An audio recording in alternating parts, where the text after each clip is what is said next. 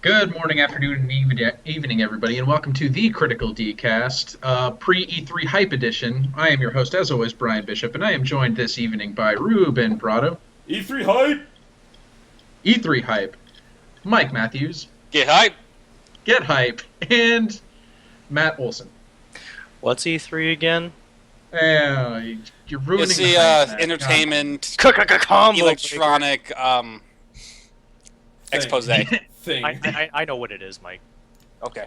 Electronic exposure, eminence, Extravaganza. Overdose. extravaganza. Damn. Overdose squared. Okay, so, like, E3 is like Game of Thrones, like, winter's coming, but you say, like, E3 is coming, and then, like, the white people are just, like, the gamers getting out of their bed for once, or off their sofa for once, you know? God, those press conferences are like 6 o'clock in the morning. No, it's more like 9. Wait, Well, it's still early. It's early enough that last year, the first press conference, which was Microsoft, I was like, oh, I have to wake up like early and do a thing. But we were together though. We got through together. We did get through it together. This Man. time, the first one is Sunday night. Yeah, I got to figure out how I'm going to do that. I'm going to have to like break the speed limit on my way home from work to get there in time for that. I might just like put the Twitch stream up in my car and then just listen to it. That could be a thing. That's Bethesda, right? Bethesda, yep. Well, I mean, they've already played probably their biggest part of their hand. Well, the biggest part of their hand is currently on the one would right hope now. that's the biggest part of their hand. If they have something bigger, which would have to be a new IP that looks incredible. Well, couldn't they just do Fallout 4 and the new Elder Scrolls in the same Oh year? my god. They could if they're fucking crazy, but they're not, as far as I'm aware. So I don't know. They're the same people that put out the Elder Scrolls Online, so they might be crazy. Who am I to tell? That's not. I thought you said that wasn't them. That was ZeniMax Jr. ZeniMax June, yeah, ZeniMax Online Media or Online something or other. Actually, speaking of Elder Scrolls Online real quickly, Brian, do you know if, like, that's something that review sites could have reviewed beforehand? I don't think so. I mean, it's hard to review an MMO prior to its actual release. Right. Yeah, prior to the M part. But it's like, okay, if we do, like, Elder Scrolls Online or, like, Metacritic or something, let me just see. It'd have the PC one there. Yeah, it has the PC at 71, which is too high. About right. Okay, About here right. we go. Here's Xbox One and PS4. So they re-released the game with the Tamriel Unlimited. Oh Jesus! Wait, what? I don't know, Brian. I can't wait for you to let me know how that game is on the new shit. I will let you. It's downloading right now as I speak. So how are you all? How are you all doing? Anything new? I don't know, man. I don't know, man. I don't know, man. You watching those NBA finals, Mike? Watching those NBA finals, it's kind of fucking crazy. The first Because game was nuts. And the then fir- the second game, So I the didn't first actually game, finish. the first game was closer than anyone thought because the Warriors are like one of the best teams to come out in like the past 5 years. Steph Curry Just- is crazy. Stephen Curry is the best shooter of all time. This is a well-established fact now. And like everybody, me included, thought they were just gonna run right the fuck through Cleveland, and Cleveland just kind of giving it to them. And it's like the only thing that kept Cleveland from winning Game 1 is LeBron missing a game-winning buzzer beater, and then them going cold in overtime. Real cold. And then Game 2 They went into overtime in game 2 even, yeah. And the thing is, like, in even Game 1, Kyrie Irving, the second best player, broke his kneecap and is out for the entire playoffs. So you were like, okay, well, this series is over now. But then it came out Game 2, and, like, the Cleveland offense was just to give it to LeBron and have him attack 5 guys at once. And it's fucking working. That's the crazy thing about it. It's like, you know what he's going to do is just give it to LeBron and have him just run to the basket and see what happens. It's what he's been doing. And like, and then Stephen Curry had like the worst shooting game of his career, which helped. Mhm. It was just a fucking nutty game. And right now LeBron's averaging like 41 points, like 10 rebounds, 8 assists, which are fucking crazy, like damn near best of all time numbers at the moment. It is a nuts series where like LeBron is a literal one-man army. It's a lot better than being a one-sided victory the whole way through. Yeah, but it's just ridiculous. It is a It ridiculous certainly series. would be very interesting if it was just. I mean, as much as I love seeing Golden State win, it wouldn't be nearly as interesting if Golden State just reamed them all the way through. Right. Which was the accepted, opinion on the matter, but Cleveland's is fucking given to him. Which They're no one trying. thought they had a shot. Well, it is LeBron, so Yes, it is LeBron, who's still reminding everybody that, hey, he's still the best player in the world. So, Does he need That's another goddamn ring? kind of, sort of, because, like, Cleveland hasn't won a championship across any sport since 1964 or 1965. That's fine. So he's Yeah, trying I'll to say get that one, way. get one for, like, them. Like, he already has two. He's kind of set. He Say doesn't for need me. anymore. This is for you guys. So, Right. like, who do you think's gonna take it? Like, just who do you think? I think Golden State. Golden State's just a better team overall. All right. Like, if LeBron is somehow able to fucking beat the Golden State Warriors by himself, he's one of the top 3 players of all time, easy. Mm-hmm. Like, right now, he's like Beats- top 10. beats Steph Curry and Klay Thompson. Like, right now, LeBron is like, he's like top 10, maybe top 5 all time. But if he beats them by himself, he's like upper tier legendary status. But I don't think he will, because this is a goddamn team game. So I think Warriors win in like six games. Okay. All right, I can see that. How about you, Ruben? What are you up to? Not much more stuff. I'll be talking about stuff later on. The only thing I was really curious about was really to Mike because of something George said. And Mike, you recently, I'm sorry to say this on air, Mike, you purchased a month of WWE Network. I did sign up for WWE Network. This is correct. And coincidentally, at this very around now, we were playing games with George for the first time, which was a lot of fun. And he was like, Man, Monopoly deal, right? Right, Monopoly deal, like that game's alright. That game's okay. But no, I think it was last night that he was like, "Yeah, WWE Network's all of a sudden worth it." I'm like, "Wait a second, like what's going on? Why did Mike get a month of it and George actually saying it's worth it all of a sudden?" Mike, answer this for me. I signed up for it because, as you guys know, there was a really big thing between WCW and WWE back in the 90s called the Monday Night War. And I recently found out that they had a 20-episode documentary about that. And I wanted to watch all that. So I decided to sign up for WWE Network. And since like me and Chantel watch pay-per-views once a month anyway, like $10 a month is not a terrible deal. And also I can go back and look at Really? $10 a month. That's it. That doesn't sound Yeah. too bad. Oh, so Like- you're actually gonna keep your subscription active? I think I might because like considering like Whoa. not having to find poverty ass streams, just be able to like look at different matches or stuff that happened in the past like really easily. I see. It's actually like a kind of a good deal in that So wait, respect. does your $10 a month subscription to the WWE Network actually net you all the pay-per-views too? Yep. Really? Yep. Yeah. That in and of Well, then itself. what's to stop somebody from just signing up for a month of WWE Network and then just to watch the pay-per-view and then dumping Nothing. it? I think they would still bill you when you sign up, but after that, nothing really. What do you mean bill you when you sign up? Like I don't think you can sign up for network watch pay-per-view and then cancel it and bounce it and not have to pay for it. Well, no, but he's saying $10. No, that's what I'm saying. I'm saying, like, instead of paying the $60 to watch the pay-per-view, why not just sign up for a month of WWE Network for $10, watch the Yeah. pay-per-view, and then still keep a month of WWE Fun Times even though you don't care? That's exactly what I'm doing right now. And the answer is nothing. Nothing at all. Well, All right. It is actually That's a good. really, if you watch wrestling in capacity, it's actually a really fucking good deal. well, $10 You know, for a that does not pay-per-view sound like a bad deal. versus 60 or so. Like I pissed away $10 worse ways, as you guys know. So Oh, yeah. Well, You why bought can't we Xenoverse. do that? Piss away $60. Why can't we do that for things that matter though, like pay-per-view sports and like UFC? Like, why can't I have the UFC network for $10 a month? There is a UFC network. I have no idea how much it costs. Well, if it's $10 a month, you should get the UFC network. How about you get it?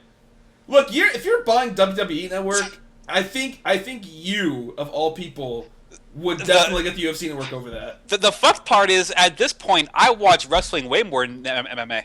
All right, well, I'm gonna move on because I don't want to hear any more of that shit. It's a pretty good deal if you like wrestling in any all right. capacity. I'll take your word and George's word for it. Also, Matt, shout out how to you George. It was fun talking to him Oh, yeah. again after a while and playing games with him. All right. Matt, how you doing? I'm not gonna go into too much, but like work blows so much ass because and it's funny because like I go in like these phases where like one job kind of like sucks dick and like pisses me off, and then I look forward to going into the other one more, and then sometimes like flip flops and then like it goes the other way, and then sometimes they're both being all right, and then sometimes they're both pissing me off at just one more than the other. And lately it's been UPS. They're really getting on my nerves, and today was just the last. And so like there's a guy who's in our building who's like not been there for more than like he's like barely been there a year, I think, and he's god damn it, he's like he wants to be full time, and he's like kissing ass because he's trying to get there. Is he being a pleb? He's being a pleb, but the thing is, like, they're not gonna give it to him. I know for a fact they won't, because there are other people that are much more qualified for that position than him. But he's been like trying super hard lately because the guy who was a full-time supervisor for like unload, he left like a few weeks ago, and he's like, I guess he just had the idea that, oh man, like here's an opportunity, but whatever. So I found out recently he used to be in the military, and then before he came to work for us, he was a corrections officer. So he's trying to be like Mr. Hardass, like trying to get people to do more than what they want to, and he's doing it by like intimidation tactics. And he's been trying to do it to me, and I'm just like, dude, like get the fuck out of here. Like you can't even. So anyways, I called him out on it today, and I was yelling at him. To get into a fight. Yeah, I was throw hands. Well, him and the building supervisor. Well, the building supervisor really didn't say anything, but he was there though, and I was basically like giving him my 2 cents, saying, hey, like you guys can't, like this is where my frustration is. Like you can't be doing this. It's harassment. And he tries to play it off like, no, it's not harassment. It's part of my job. And I'm like, part of your job is to stand there behind people, like over their shoulder, try to make them feel uncomfortable and get them to work faster just because you're standing there. And so he's trying to justify it through some stupid means. And I'm just like, okay, whatever, dude. I'm not buying it. So I'm at the point now where some point this week, everything that they've done in the last like few days that I could possibly file grievance for, I'm going to. Wow. Even the things I normally don't care about, like supervisors touching boxes and moving things along when they're not supposed to. Normally I don't care about that, but now because they've pissed me off, like I'm going to now. So does union go any higher than like the grunts? Like it never does, right? It extends to all non-management employees. So it doesn't matter like what you do as long as you're not part of management, because at that point you're representing the company. So as long as you're not part of management, then it extends to you. Yeah, I just wonder, like, I don't mean just in UPS. I mean, like, in jobs, all sorts of jobs. Like, what's the highest... I wonder what's the highest, like, union position you can think of. Oh, well, there's... there's different unions. Union leader. Yeah. Well, I mean, that's the highest position in the union. I don't know if that's the highest position in the... Yeah, but it's like, for instance, like, I don't know, could you be... like a CEO of a company and still be a part of a union? No. So what's the highest you can get? Screen Actors Guild. Oh, the you're highest talking about union. you're talking about like the highest position while still being a part of Yeah, Yeah. still being a part of the company and still being in the union. it. I mean, we may not know for sure, but like, what can you fathom is Directors is that- Guild. you can be like, well, I mean, You're you can. just naming unions, Mike. Yeah, see? A director. It See? depends There we go, on- director. It really just depends on the union because there's different ones and they have different policies. But I mean, Mike, you're not wrong. Yeah, I guess. you could, I mean, I could imagine you could be like, like master of a trade and just, I don't know, Locksmith. or if you're a private contractor of some sort that has a union. I don't know. I just know that as far as we're concerned, you can be. I mean, you can be anything. There's drivers that have been doing it for like 20 years and they're still in it. Supreme Judge joins the union. Oh, that'd be the day when government positions are unionized. Like, I'm gonna file grievance against the president. God damn it, president. The president harassed me the other day filing a grievance. Wouldn't God? You know how much of a mess that would be if we were actually allowed to do that. You know what would happen? You know what did happen? Monica Lewinsky. Oh. She had a grievance, alright. She had a grievance. Well, no, he kind of made her career, so I guess not. She might have had a grievance at the time. Probably not right now. But anyways, that is really the only thing that keeps me going at that job. If we didn't have a union, I would not work for them. Why not? Who's calling me? Why not find a new job? Because right now, this is the only job that's giving me health and dental benefits without having to pay for them, and that's a pretty good chunk of change. It can be, depending where you work.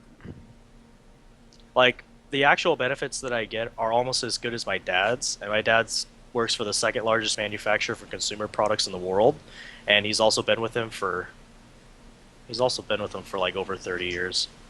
So I can't fathom that yet. Like being at a company that long, one company is that's just like so Yeah. fucking far out of my My dad's mind. been working at his job at the same company for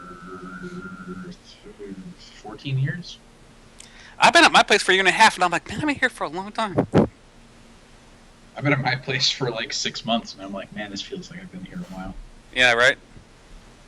Oh, also, I'm getting me some glasses. Oh yeah? Got my first like proper vision test in like a decade. And the optometrist said, "Yeah, it looks like you need like some nighttime dry glasses." I'm like, "Yep, that's exactly what I need because I can't see road signs." Well, I can see road signs. I can't see street signs. So wait. When I get drunk and you drive me to like Jack in the Box, who could be driving better right now? Since I know where that is, Junior that's driving, not a problem. Like, wait a minute. but if I was trying to read like the street sign to find out where it is, I wouldn't be able to find. I'd be able to figure it out. I'm just in the car, Mike. I'm drunk. I and know what scared. a fucking stop sign is. It's big and red, and it's fucking drunk it's fucking has 6 sides. It's fine. Scared. But no, like Driving Jack in the Box. Oh wait. This is a Carl's Jr. That doesn't say Jack in the Box. Wait, what? yeah, this my night vision's getting worse. So I need some glasses for that, and I'm getting those. So that's cool. All right, have you chosen a frame yet? I did show the frame. Yep. Are you gonna look sophisticated, hip, gay? I what? think I'm gonna look sophisticated. I think. All right. Or I could look like some kind of like 1960s like newspaper guy. The like big ass fucking like- wireframes. Like I keep telling Ruben, you should go in and do it too. Nope. Never. It's not hard. It's I not refuse. hard. Real easy. Refuse. They look at your eyes a lot.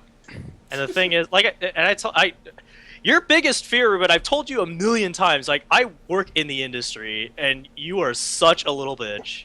Refuse. So yeah, I'm glad I'm getting these because God knows I need them, and I kind of want to see things again because seeing things are pretty cool sometimes. So that I'm gonna get. I think to be ready in like a week or so. So next week I have some nighttime glasses I'll be wearing around during the nighttime. Yeah. During the day, fuck that, I can see just fine. At night though, ooh, it's kind of sketchy. Brian, how are you, Brian? I got the Witcher board game. How is that? Do you fuck anything? To my knowledge, you don't fuck anything in the Witcher board Oh, game. fuck that shit. I don't want any part of that. Game sucks. Yeah, nope, game sucks. Who cares? You No, you can play as Triss. You can play as Triss. You can play as the dwarf guy. You can play as Dandelion. I'll play Dandelion. Play as Wait, Zoltan? Geralt. Dandelion's tight. I want to be a complete piece of shit. Yeah, that's what I want to play as. Oh my God. You want to play as a complete piece of shit. Yeah. But like the game's pretty cool. Like when you start the game, you get quests. You each take a quest from these quest decks, and the goal of the game is to help the world more than your opponents.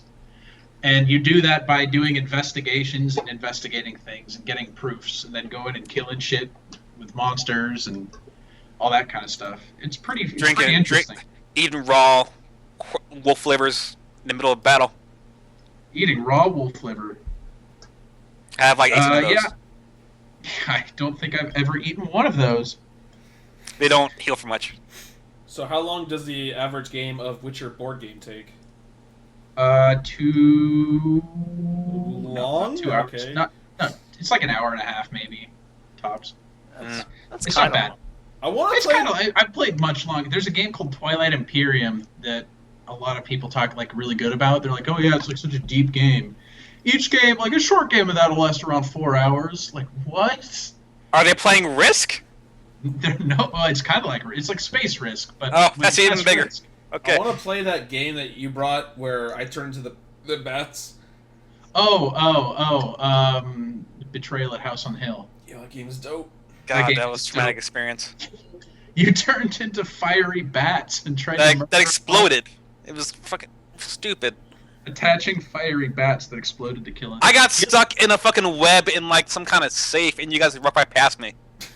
So hey, what's up? And then left. But yeah, like, what was it? The other day I played a game of that where we were, like, the house went into the air, and our goal was to find the 2 parachutes in the house and jump out of the house with the parachutes. But there were only 2 parachutes for 4 players, so we had to fight each other. That That sounds fun. It was really easy for me because I was, like, right next to a room with a parachute in it, so I just went in and grabbed it and then just walked around And was like, peace! outside. Everybody's like, Brian, you piece of shit. And then they were all like fighting each other for the last parachute. I'm like, bye. That's why I need to like find the elements in like the ground to make it like levitate down, like they did in Avengers. Oh yeah, exactly like the Avengers. All right, so oh yeah. what do you guys been playing? Monopoly Deal. Gross. We played play that. a fair amount of Monopoly Deal. That was a game. There's not much Monopoly in it. It's more like Dick the person. Yeah, it's like those fuck you everybody cards are real strong. It's my birthday. It's my birthday. Why don't you give me money? Remember when it was my birthday 2 times in a row? It was my double birthday. And it's like they don't like if they charge you 2 million and you have 4, they don't give you change. Just give them the 4 million. You can't do anything about it. Man, and you mortgage shit all the time in that game too. Yeah, you do. Yeah, you're just giving your property unless you have like the defensive barrier of money, like you think ahead. Yeah. You're gonna be giving up a lot of your property. There was a time where I only had a $10 million bill in my bag. I was like, nope, can't do that. That game was like surprisingly not trash though. I mean, like the UI kind of shitty, and like everything was kind of shitty, but the gameplay was like kind of alright. I liked how Brian it was took just us like, forever to get into a game, like even get into the game. But when we got in there, it was fun. It was alright, yeah. oh, speaking of the game not working, we tried doing the Monopoly Plus game when I had some people over, and the game supports like you can each person can just play on their phone on the Xbox Smart Glass, Okay. except it no doesn't way. work. Oh. You like it, so you can connect to the game with the app, and that works, and the game recognizes that you're on the phone, which is cool. The problem is you're supposed to have like a control interface on your phone. Instead, you just have a giant X, and you can't actually join. So we never got that off the ground. I'll figure it out. I'll get there. Yeah. Mhm. I'll do that eventually. At some point we'll play some Monopoly Plus, and we'll see how that goes. Yeah, Mike, what you playing? Witcher. You know, Still playing Witcher Me 1. too. Witcher 1.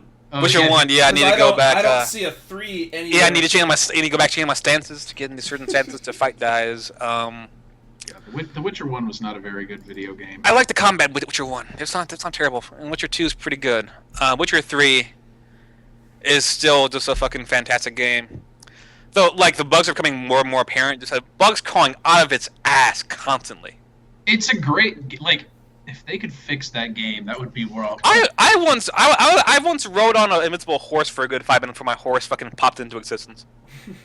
I've had one where like it zooms like super into like the back of my head. The back of his head, yeah. And like it's funny because like it still recognizes that I'm there, but like I'll see an enemy and I'll start swinging at it and I'll completely whiff. Yeah, you have to like relive the save for the camera to reset. Yeah. Also, there was one where Mike, do you remember when you had to go into that sewer and then you had to fight that stupid teleporting like bullshit vampire thing? Yeah. Okay, so going down into that sewer right before you get to the area where you had to go down the stairs where there's all those rats. Mhm. There was a point where Triss was standing in the middle of the doorway and she didn't move. Would that move? And Yeah. I couldn't get past her, and I'm like, oh my god, what is this? You ever meet that blacksmith in Novigrad, like the legendary one, who's like making pies now? Yeah. Yeah. So I was trying to do his quest, and I had to go to where he told him to meet him. He wouldn't be there. So I had to keep like running away and coming back to the spot so he'd load in. Oh, sometimes they like just aren't there because they're businessmen. But no, but it says like meet after dusk. I'm like, it's fucking 10 o'clock, and it says, and like the map says he's right there, but he's not there. Oh well. So I had to run away 200 meters and come back. He popped up. Oh, that's funny. Or like I'd be sailing on the sea, and then like you would see like drowners hovering above the lake far away, and you get closer and they fall in and like activate. Oh, that's weird. Yeah, it's like you see the seams of that game Brian, I don't think like a little more than you really should. Brian, I don't think I told you about the one where I had the quest in Novigrad to kill all the rats in that merchant's storehouse, and I was going around and I was trying to find the entrance into it, and it was actually kind of right in front of me, and I just completely whiffed. But I ended up going into this little alcove that had a bunch of supplies, and I used senses, and I'm like, oh, I can loot this whole room. Time to collect my things. So I started going around taking things, and then like somehow I glitched through the floor, and I fell like on this little platform below the building, and I couldn't get out. And so I thought, okay, well I look below me, and all I see is the void. So I'm like, let's see what happens if I jump off this ledge. So I did that, and I just kept falling infinitely. Yeah. That game. That's something kind of weird about that game. It's like there's like a rare crafting material that you'll find in a crate in some guy's house, and be like, how did that guy get that there? Why is there a moonstone in this man's house Like, inside of a barrel? Why is it that the guards are the only ones who care if you take things that aren't yours, but you can do it in front of everybody else and they don't give a shit? Well, Yeah, what it's do you do about it? You're Witcher. It's like legit. I mean, I guess it's true. I guess, but I've been You playing have two goddamn swords. What are they gonna do about it? I've also Can't pick your poison. I've also spotted two actual misspellings in the quests where it tells me I need to go do something, and it says go do this by TH location, and I'm like, what? Wow. And I found two of those, so I'm just like, It's a real big game. yeah. It's a really That's- fucking big game. That's why I'm willing to overlook a lot of those bugs and flaws, because I was able to do the same thing with Skyrim. It's a really big game. Yeah, They're not gonna catch like Skyrim. I didn't have many problems with Skyrim. Like Fallout 3 was the one I had fucking shit with. Fallout New Vegas was even worse. New Vegas was even worse, but this game just like everything else is so fucking good. You'll really overlook the bugs because, like, again, making games is real hard. That's a real fucking big game. So, like, I get it, you know. Plus, they only had a team of like 200 people. That's not much when you consider Yeah. Yeah, that's true. like I BioWare. has haven't- thousands. But even then, like Assassin's Creed had like over 1,000 people, and boy, Boy, did they shit the bed. well, it wasn't. No, it was 10 studios, so about maybe like 500 in Assassin's Creed Unity. Boy, man, God. well, But At least don't- Witcher has faces, you know. I don't think. I don't. Okay. Unity was more about the performance issues, I think, over the bugs, right? Well, both. It was a lot. There was. I a fell lot through of the stuff world on more it. than once in Assassin's Creed. I didn't fall through or yet in Witcher. Yeah, I haven't fallen through. Oh, the other thing that keeps happening, which never occurred before until recently, and I don't know if you guys are getting this either. Has there been times where you'll be doing something? It could be like just running. It could be talking to a merchant, where the screen will actually the screen will actually blur for like a second, and then it'll Yeah. be clear. Okay, I so think it's like it's not ready to load the screen yet, so it has to kind of like, hey, oh, hold up. Yeah, it's like it's really just a stark thing where, man, these consoles still really aren't as powerful as PCs. But even the PC is having issues with The Witcher. It's not just a console thing. But the load times are a lot better though. That's true. Oh man, like the initial loading time for The Witcher, I don't think is that bad. I just When want to pass for just let me fucking skip the goddamn intro. So I'm in Skellige, right? Yeah. If I want to fucking go travel back to Novigrad, they play the fucking like load the game intro fucking cutscene again. But you don't Every want to fucking- listen. You don't want to listen to Dandelion's sexy voice. I want to listen to fucking old man Dandelion tell me what the I was there. God damn it! Old man I know it Dandelion happened. is the best though. But it's not. I don't do that every time though. Dandelion's an Wait, old man. wait, wait. Like they're doing it to try to mask a load time to show the load time anyway. So wait, the narrator for that thing is Dandelion? Yeah, It's the Old Man narrator for the Dandelion. game is Dandelion. Yeah, Old Oh. Man Dandelion. God, rescuing him was a pain in my ass. Yeah, it's kind of awesome though. Well, I'm I just getting to that point in the game, and like, Did it's like you do the quest where after? Huh? What? I'm at the point where you like go into the vault, and the guy's like, "Yeah," and then he was also like, there was all of these spores that got him. I'm like, "Oh fuck, it's Dandelion." You're not even halfway done that quest yet. It's Dandelion, isn't it? Though. You're not even halfway done that quest, Brian. yeah, you're gonna have to do a lot of dumb bullshit. Hey Matt, did you do the quest where like after you save him, you go back and like check with him and see what's up? I have the quest. I haven't gone to do it though because That quest is 3 hours long. wow. That quest fucking goes places and it's nuts. You know, that's what's really cool about this game is even like the side quests will take like 2.5 Yeah. hours out of I the haven't seen like side quests this good since Skyrim. like I did the one where what's his name? Dijkstra wants to help you Dijkstra. plot an assassination against a king. Yeah, So I did that one. That one was all right. I forgot what happened with that. Like, You go up there, they ambush them, and or okay, you basically don't really do much. You just go and yeah, I know. Okay, Shoemaker. nope, came back to me now. Yeah, you have to go underground, all that. Yep, yep, that Shoemaker. happened. yeah, the shoemaker and the trolls. Did you fight the trolls or did you convince them that he would come back? I think I fought the trolls, and that took me a long while to fight the trolls because they are They mess you up. broad. Yeah. By the way, When I did one of the witch contracts, I put a lot of points into my Kian shield spell. Quen, Yeah, saves my fucking bacon. That thing, God. it does, but like I've actually discovered like, what's been helping me the most is I've been using. I think it's called Axie. Yeah, Yeah. yeah. Actually, it's like it's a free hit.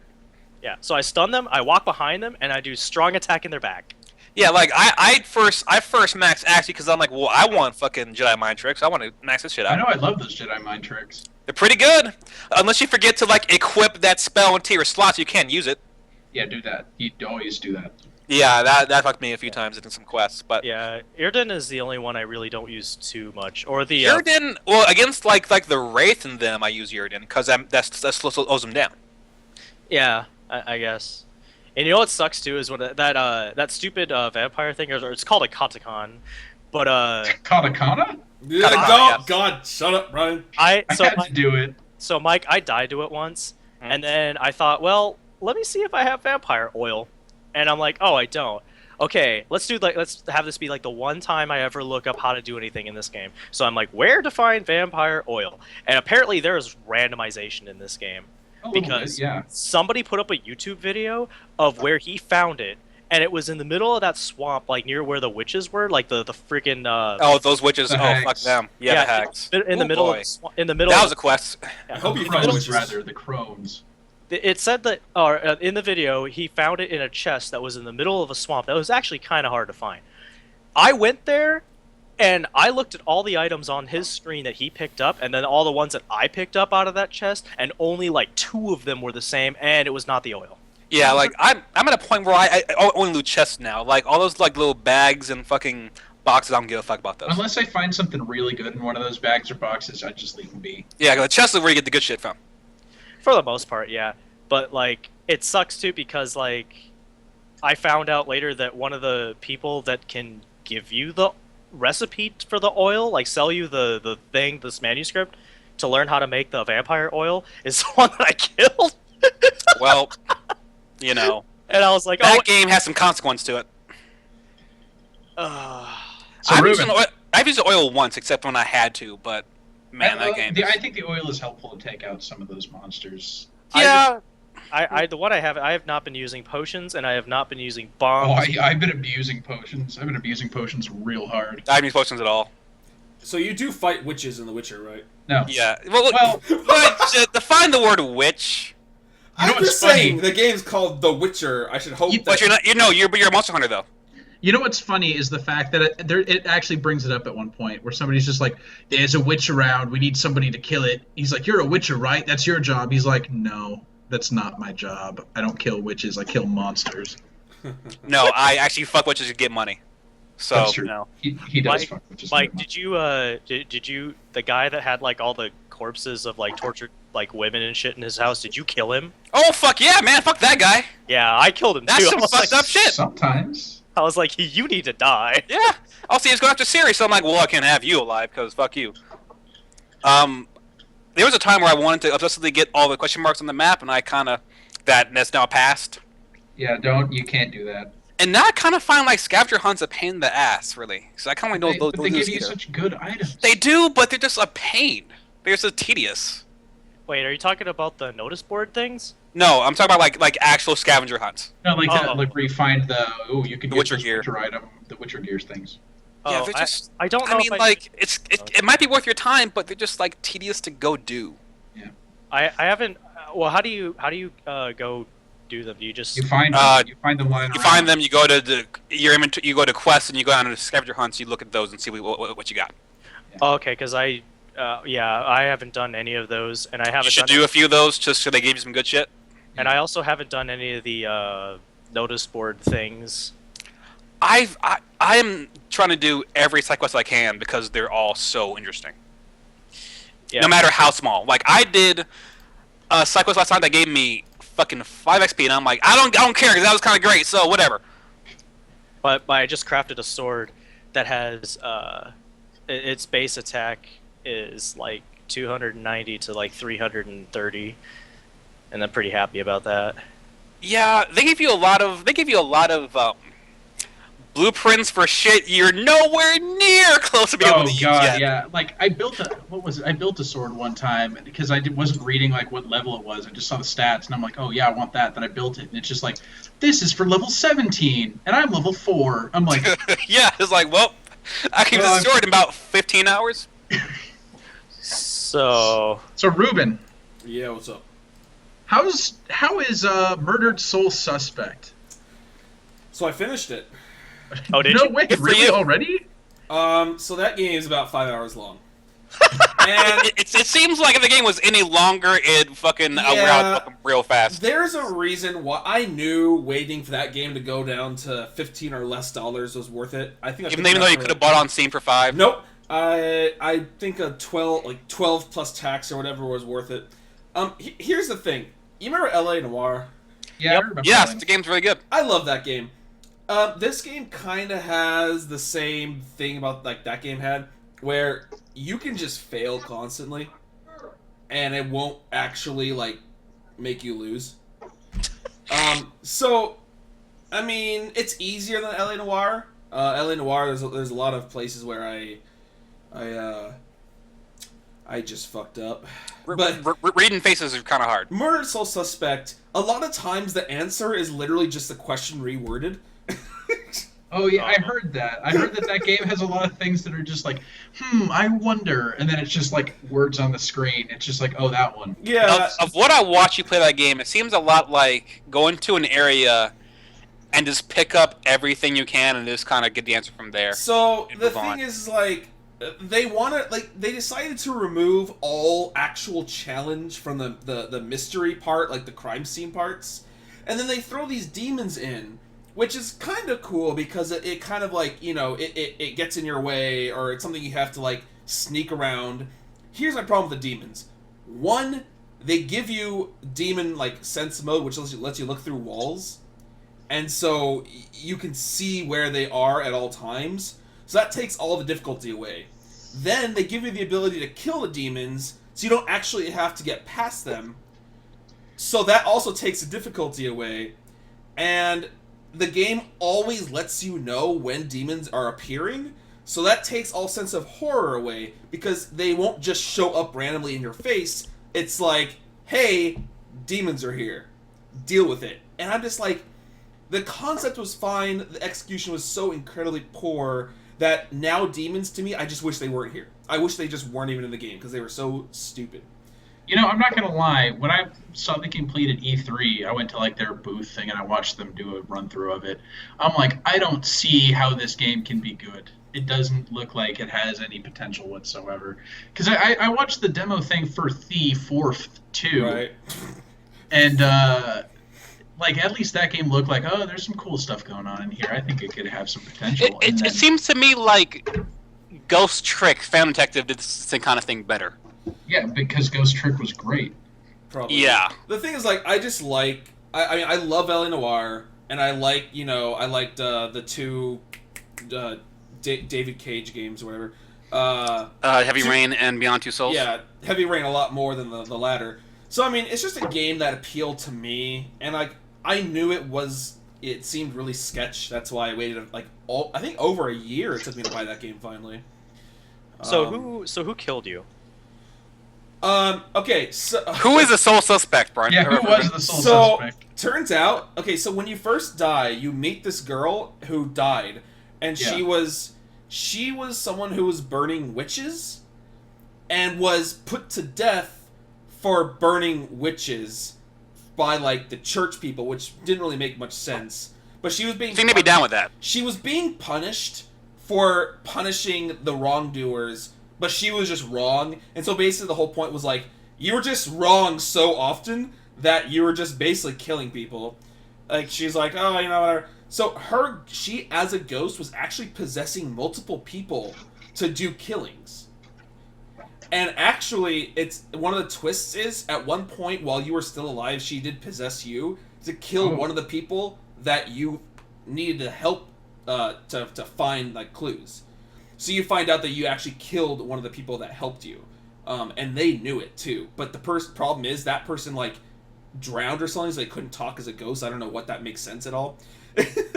But, so basically, the girl ghost essentially killed you, but there was not just one suspect. It was the sole suspect, as in it was the person's soul taking over those bodies. Oh, man, that's stupid. So there was no sole suspect! It was a sole suspect.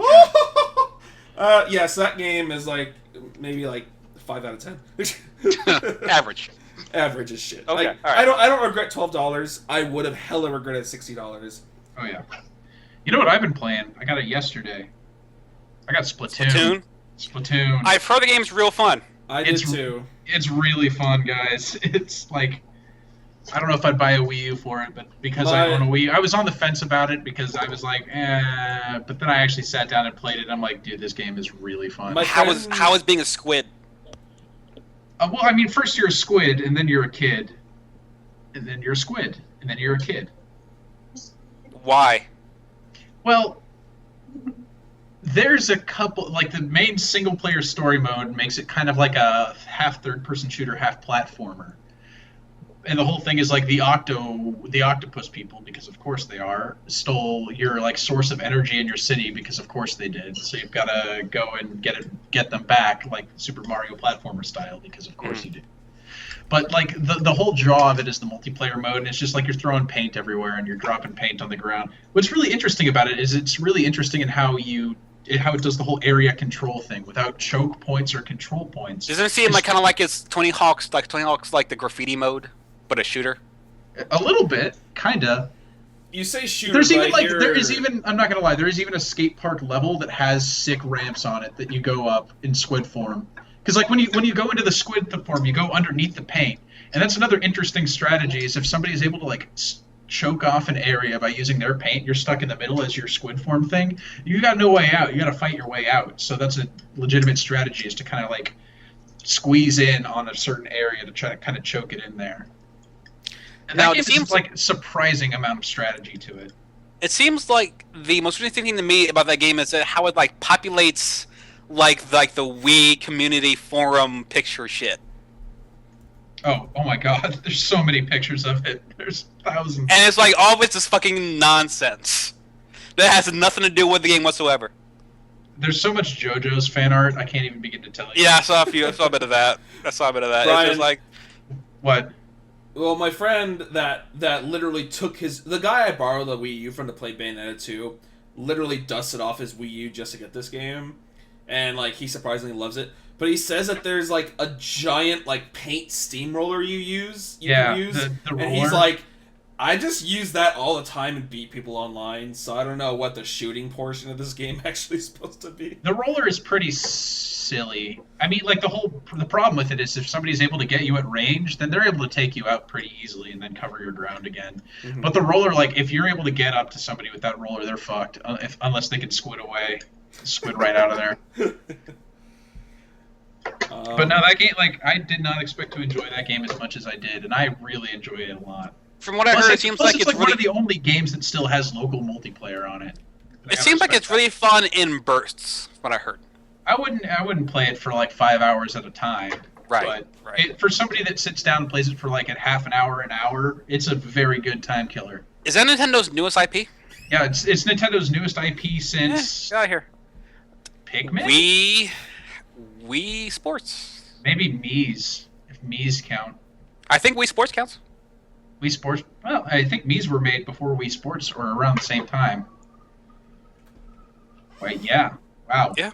It's their first new IP, and it's a good one. It sounds fun. Yeah. It's got legs. I think I'm not fucking on Wii for that dumb shit, but it sounds like if I'm in a spot where someone has it, I'll play it and go, it's kind of right, and just kind of move on with my life. So. Yeah, I would buy a Wii with it, but if you ever end up with a Wii U, then you would enjoy it. Yeah. One day.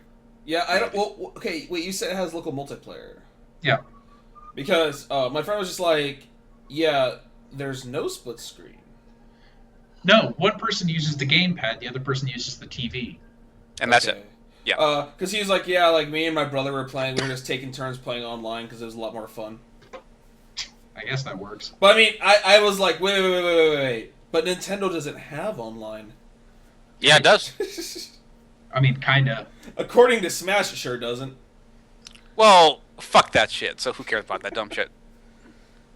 All right, let's move on to news. All right. So A lot of news this last couple weeks. yeah, it's been a while. So let's just lead in with the unanimous PCC happened. PCC did happen. PCC. And by PCC, we mean Phoenix Comic Con. Yeah, Ruben, you ever told us what happened on Thursday? I know that the K-pop panel never happened. Wait, there was a K-pop panel that never Yeah, happened? and it's like the people never showed up for it. We had 3. Turns out people don't try to like fix problems. They just expect, like, oh, well, a problem happened and it's not our fault, so it's not our problem. It's like, I don't want to get too much into it. It's like, oh, we couldn't get our badges, therefore we're just not going to do the panel. Okay, here's how that should have gone. We couldn't get our badges. Tell them to get a hold of like someone above them, in the department. But it went pretty well. I'm not gonna lie. PC went really well relative to other years. I think, on a grand scale, it had less interesting stuff for me than in the past. Yeah, same for me. Like there was no more video game programming specifically. Yeah, that's kind of weird, isn't it? Yeah.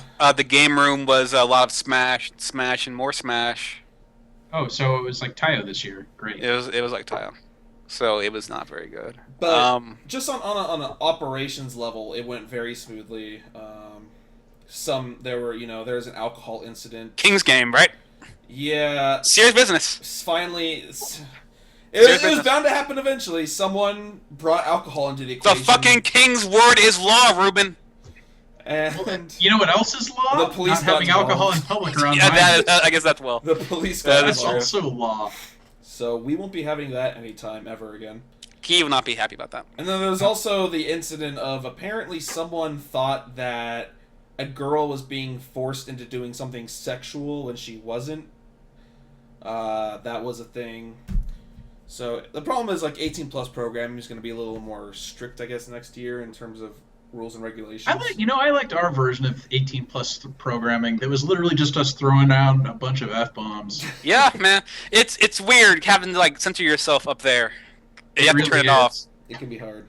I somehow kept it in check. I'm not sure how I did. I was able me. able to at least make our panels like PG-13. Oh shit, we never used what Pokemon makes me rock hard, did we?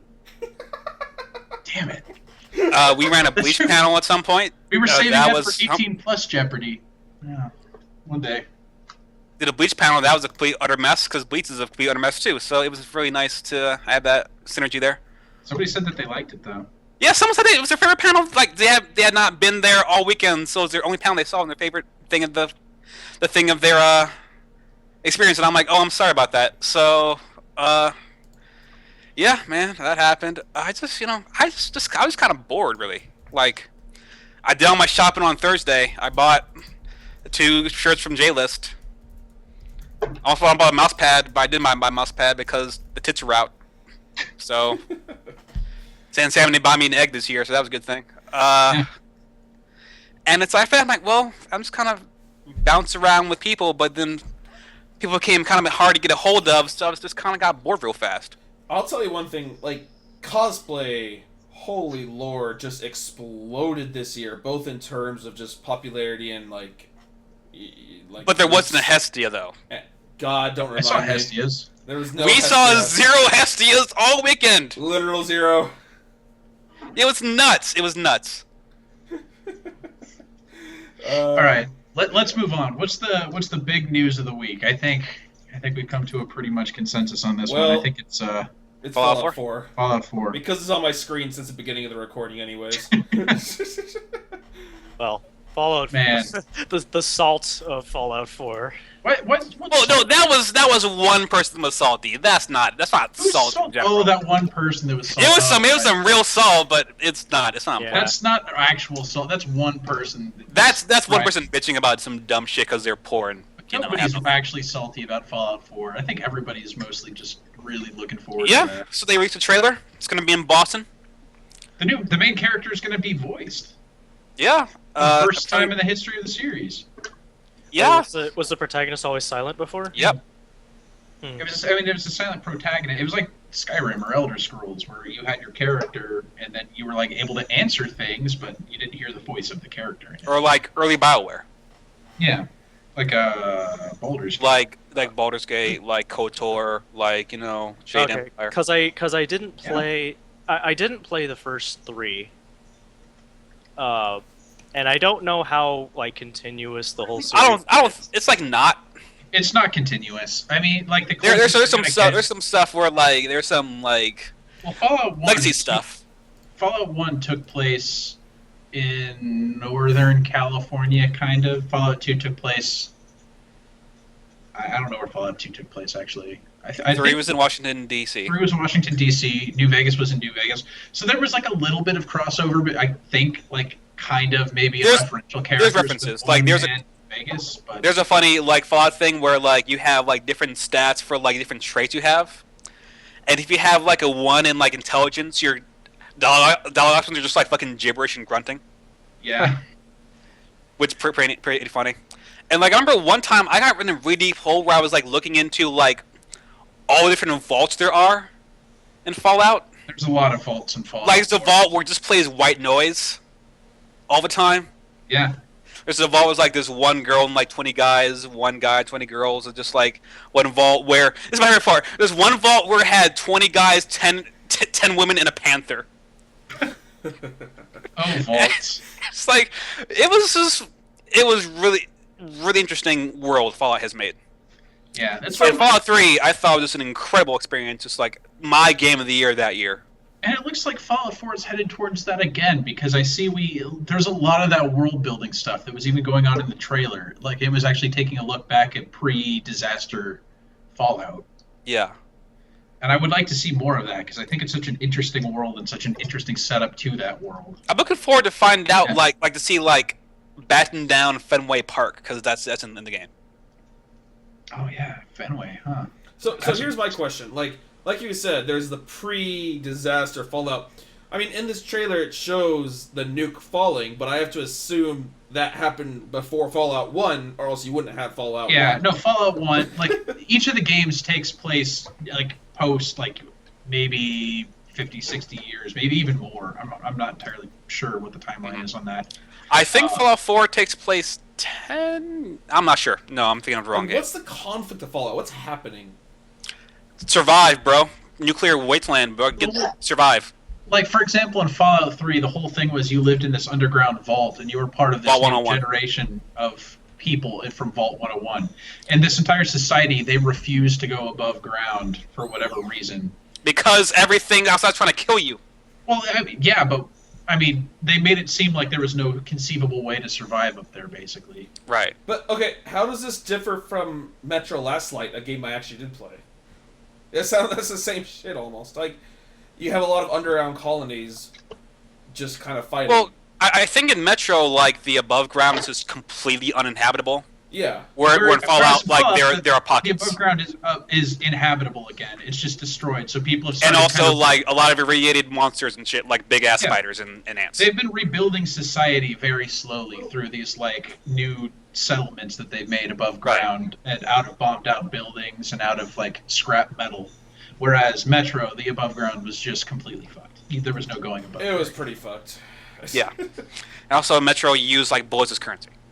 Yeah. Fallout uses bottle caps. Well, okay. Bottle caps, yeah. The thing. So if you're drinking Nuka-Cola, you drink a bottle cap, goes to your currency. Nuka-Cola. The Metro, the big focus was on, like, the alien kind of things, like the black ones. So does Fallout have supernatural like that? There were some DLCs, like the one Mothership Zeta, where you go to the fucking goddamn spaceship. Well, DLC aside, no. I think there's like hints of it. I'm not really sure if I really saw any myself. Like I put up like 110 hours in Fallout 3. Like you got like a disintegration pistol. I'm not sure how I came across that, but I did. There's like glimpses of that stuff. Mm-hmm. I wonder, Brian, do you think there's gonna be like any like weird inside jokes, like a Boston chapter of the Tunnel Snakes? Yeah, I would like to think so. Or like, do you think it'll have its own megaton? Maybe. I mean, we saw glimpses of like the society city that they had going on up there in Boston. I don't know if it was like megaton or not, but I just want a city that has a bomb in the middle of it. You can blow it up. that was pretty cool at megaton. I'm not gonna lie. And I never did it, do you think they're gonna have the karma system? They might bring that back. Like, we don't know much about, like, we don't know how VATS is gonna work, if it's gonna have VATS, like how that's gonna, like, they need to go, a lot of. I think the demo they're gonna show to reveal at E3. At E3, the demo gonna show is gonna really show like what the game's gonna be. Yeah. That's gonna be. I'm sure that's gonna be the brunt of Bethesda's press conference. And I think right now that's a prime candidate for Game of the Year. They might announce like Dishonored 2 or something like that, but it's gonna be fun. Was that Bethesda? Yeah, that was Bethesda. Man, I like Dishonored 2, and people love that game. I mean, Dishonored 1. People love Dishonored. Yeah, I don't like it very much. I just couldn't get into it. I felt like it didn't communicate enough to you when you were yourself and when you were not. Yeah. I don't know, man. It looks pretty good. So, do you think it's more anticipated game this year than Fallout 3, than Fallout 4, unless like No Man's Sky is probably more anticipated than that? Actually, to be fair, I'm looking forward to Star Citizen more than No Man's Sky. Star Citizen is some kind of weird monstrosity that's not sure that's really a game anymore. It's just some kind of weird.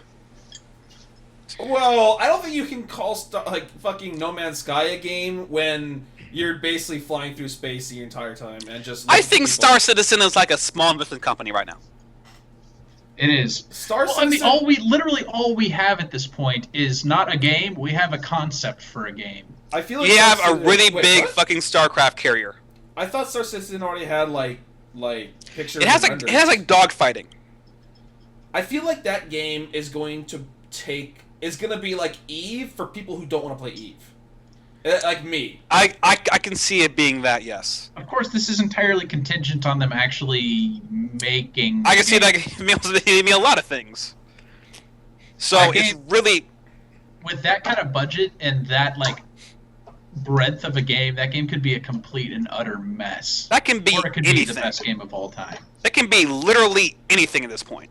Yeah. There was this cool thing that I read where it's like you could be like in a spaceship, which apparently is harder to pilot than anything in the world. And like you'll be at the helm, but you'll have like other people on your ship like doing other stuff in your ship.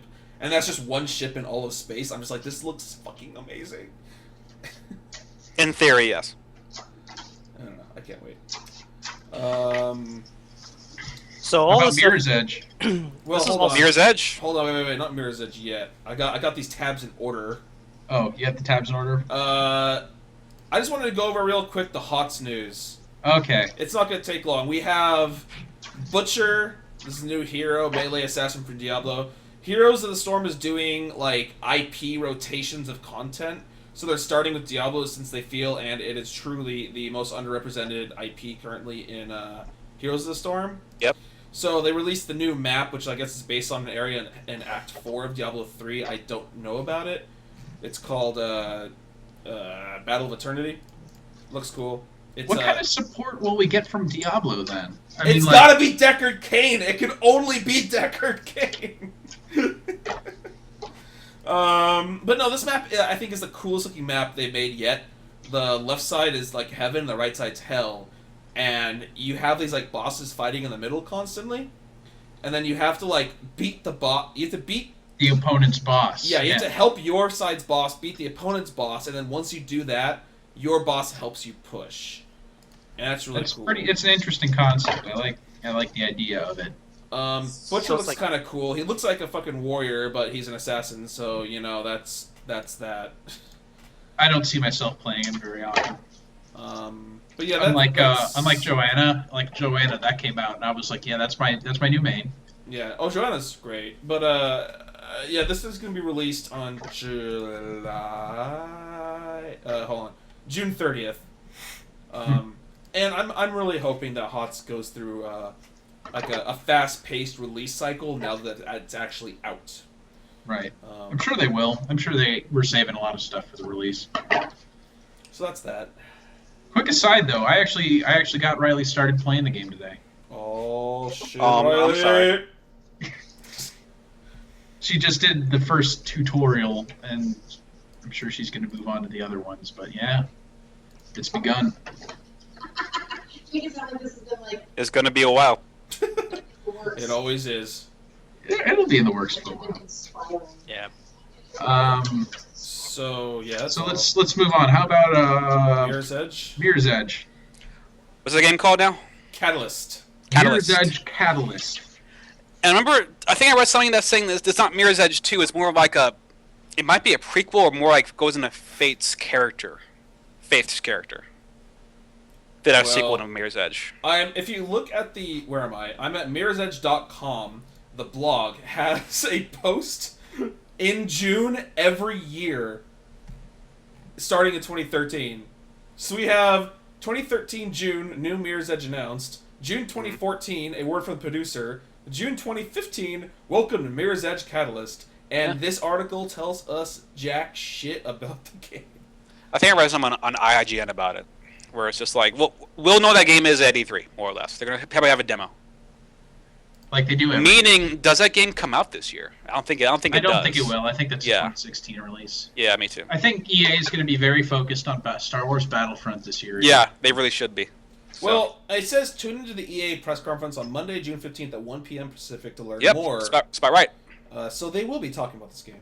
So, Mike, do you remember how I completely tuned out of the sports part of the press conference last year? You totally did. I'm going to pay attention to FIFA. Why? Yeah! I really want to know what they're going to do with FIFA now that FIFA is like... now that FIFA's totally, utterly fucked. The worst thing that you could possibly be. I thought, we're going to play some FIFA on Xbox 360, on Xbox One now. Okay, I'll be done with that. It's like... I thought for sure after the stuff was happening, like EA was going to drop them like a light, and then immediately afterwards they announced like, "Oh, check out FIFA 2016." I'm like, "Oh no!" Wait, what happened? With FIFA? Man, What didn't corruption. happen with FIFA? Corruption. I I did a lot of it. Are you talking about? Are you talking about like real FIFA or game FIFA? Real Like FIFA. real Oh. fucking FIFA. Okay, never mind. I know about that. I thought you meant something happened with like Oh, no, FIFA, no, no, no, like no. in EA or something. Okay. No, we're talking That's about like like that. Sepp Blatter resigning and then like 14 FIFA officials getting taken on corruption charges. Yeah. That kind of FIFA. Maybe they'll work that into FIFA 2016. Or they'll rename it. Can you evade the police? Can you No, evade? they're not gonna do that. They're Can you remember, evade the FBI? publicly traded company. They can't do that. That's just the end of every career mode in that game.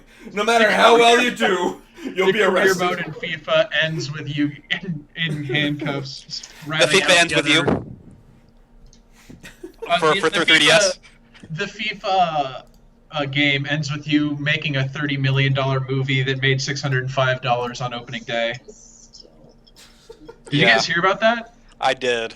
That's really funny. Sepp Blatter made a $30 million movie about why FIFA is awesome and why he's awesome, and then put it out in American theaters, and it made $605 on opening Well, day. yeah, because in America. But you would think that somebody would be curious enough to watch it more than Enough people $605. to get $5. I guess if you divide that by like $12 a ticket, you know. 600. Wow. That's Yeah. just astounding, actually. Yeah, it's crazy. Oh god. Also, Titanfall 2. Maybe. What about Titanfall 2? Well, I think some of us here, as in two of us here, have a bet on that. Oh, No, that's actually, right. I found a meme. Brian's bet is actually for Battlefield 5. Oh, well, I mean, Destiny and Battlefield 5. I'll bet that Yes. Titanfall 2 won't get any play either, but I'll Okay, bet fine. Another bet. Here we go. $9. $9? No, that means if we have three $3 bets, and that's $9 on the table. Oh, that's true. It I thought is- they were so- $10 bets. No, they're not. They're $3 bets. Okay, $3 so bets. what's this bet that We you can raise them to 10 if you want to play that kind of game. wait? So No, what, we've got what's our bets? We've got $3 that they We- won't announce Battlefield 5, $3 they won't announce Destiny 2. $3 that they won't announce Destiny 2, and $3 that they won't announce Titanfall 2. Well, they announced Yeah. Titanfall 2. No, Where? they won't. No, we already know Titanfall 2 exists. Yeah, Well, we it's, know it's, that they're it's going to working exist at on some point. it, but they haven't made an official announcement. Right, Like, it's this not is- official. What? This is Titanfall 2. The and this whole is what it looks article like. talking about PS4, working on PS4, that whole debacle, that wasn't a fucking announcement? No. No, They that's like announced that what they they're want to working do on it. for it. An announcement involves like this is what our game is, and this is when it's coming out. I would have gotten a press release from EA had it been announced. Okay. Yeah. Alright, It's not an well, official announcement. Like It's I an got a press release from EA today announcing that Russell Westbrook is a cover guy for NBA Live 16. cool. A free player for a game that's going to be absolute trash. Moving Absolute on. Okay. trash. I just It hope gets Titanfall Steph Curry. 2... Come on. I hope Titanfall 2 is as good. It becomes a better game than Titanfall 1 to become the best new FPS ever. I would Yep, like cool. them to make the story mode more substantial. They can keep it only multiplayer. I'd be fine with that, but I want them to make it a story mode. You mean not a radio play? Yeah, not a radio play. Yeah, that would be kind of nice. Can you play with anyone in campaign right now? I don't know. It Probably was not. It was George. He was trying to play campaign, and I don't know if anybody was actually playing. Yeah, it was George. He's like, I was looking for the story. I'm like, George, stop. No. That's not what your $4 went to. Like they gave up because before the other two Titans were hidden behind the campaign, they just said, "Fuck it, you have a Titan now. Who cares?" Yeah. So, new Tales game? No, I I'm don't on my know fucking anything Attack about on Titanfall mod. We're on Tales of Berseria here. Okay, let me go sleep. Okay, let me make me over. Um, Oh boy. the one. So there's two big things about this announcement of this game. Is one, it's gonna be. Who the fuck is like allergies in the background here? Mike? Nobody? Might be Riley. No, No, it's Mike. It's Mike. Okay, Oh, it's anyways. no, it's not. Oh, no. God. Yeah, the two big things about this game is that one, it's gonna have a Pirates. well, yes, pirates. It's gonna have a solo female character, main character, which is like half of Tales of Xillia 1, but you got to choose. And the other thing is that it's finally the first Tales game to be fully and properly announced to be released on PS4. Thank the fucking Lord. So I'm just praying for a big graphics overhaul and update to the Tales series because it needs one badly. Yeah, I'm actually pretty excited for it. I was actually kind of surprised they announced it this early, even though Zestiria isn't even out yet. In America. In America. Does Japan have it already? Oh, dude, they've had it for like a while now. It came out, I think, in like February or something. Oh, okay. Even before then, maybe. Okay, so, all right. Well, anyways, yeah, I'm just actually really surprised that they announced it already. But I suppose once they finish a game and they rack up the sales, they're like, okay, time to move on to our next project. But announcing it so soon though, like that's kind of It is pretty soon, but I think they just wanted to jump on a PS4 platform as soon as possible. Unlike Persona 5. Oh god, but the pirate theme really gets me going. I'm excited for this game actually. We all know how much you love pirates, Ruben. I love me some pirates. I played Guild Wars with you. I do like the character design though. Serban, how much of Assassin's Creed 4 did you actually play? None, because you didn't give that one to me. You gave me fucking Unity. Fucking Oh, wait, no. just go no, buy wait, it, fucking fucking buy Ray. Shit. Shut up. I don't have time. It's really fucking good. I know, and I'd probably like it, but I have better things to do. Like what? I don't know. Hold on, wait, Mike. I gotta stick with the new shit. Okay, alright. Alright. Okay, alright. Oh, get your own words Anyways, thrown at you. No, because, like, I have an actual reason because that shit comes and goes. So... So, that's a small, cool news bit. So, Steam refunds. Those are a thing Steam now. refunds!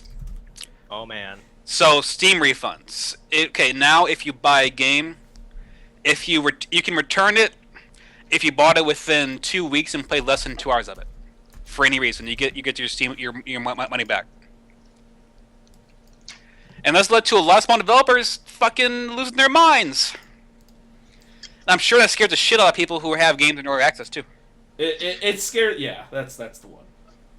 It's a real double-edged sword because you remember a game called Dark Void? I remember Dark Void. So I bought Dark Void for $3 on Steam, right? Yeah. Only to find out that the DRM in the game wouldn't work, and it said, "Hey, you call the developer to open the game." The developer got shut down, so I literally can't play it. Sort of stuff like that would have been cool.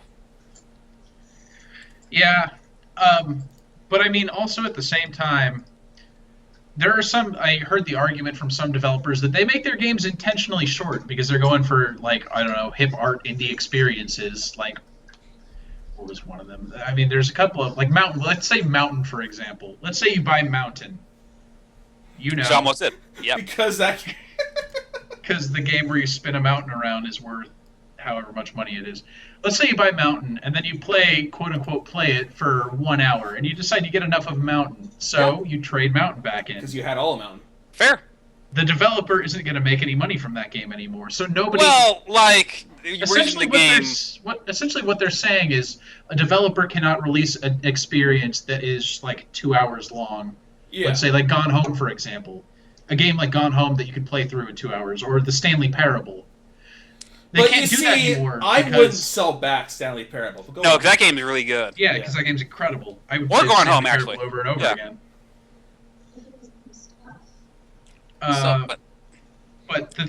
But the idea is that developers can't make these short games like this anymore because they'll just trade them in immediately, and the developer will never make. Or they just can't make mediocre games.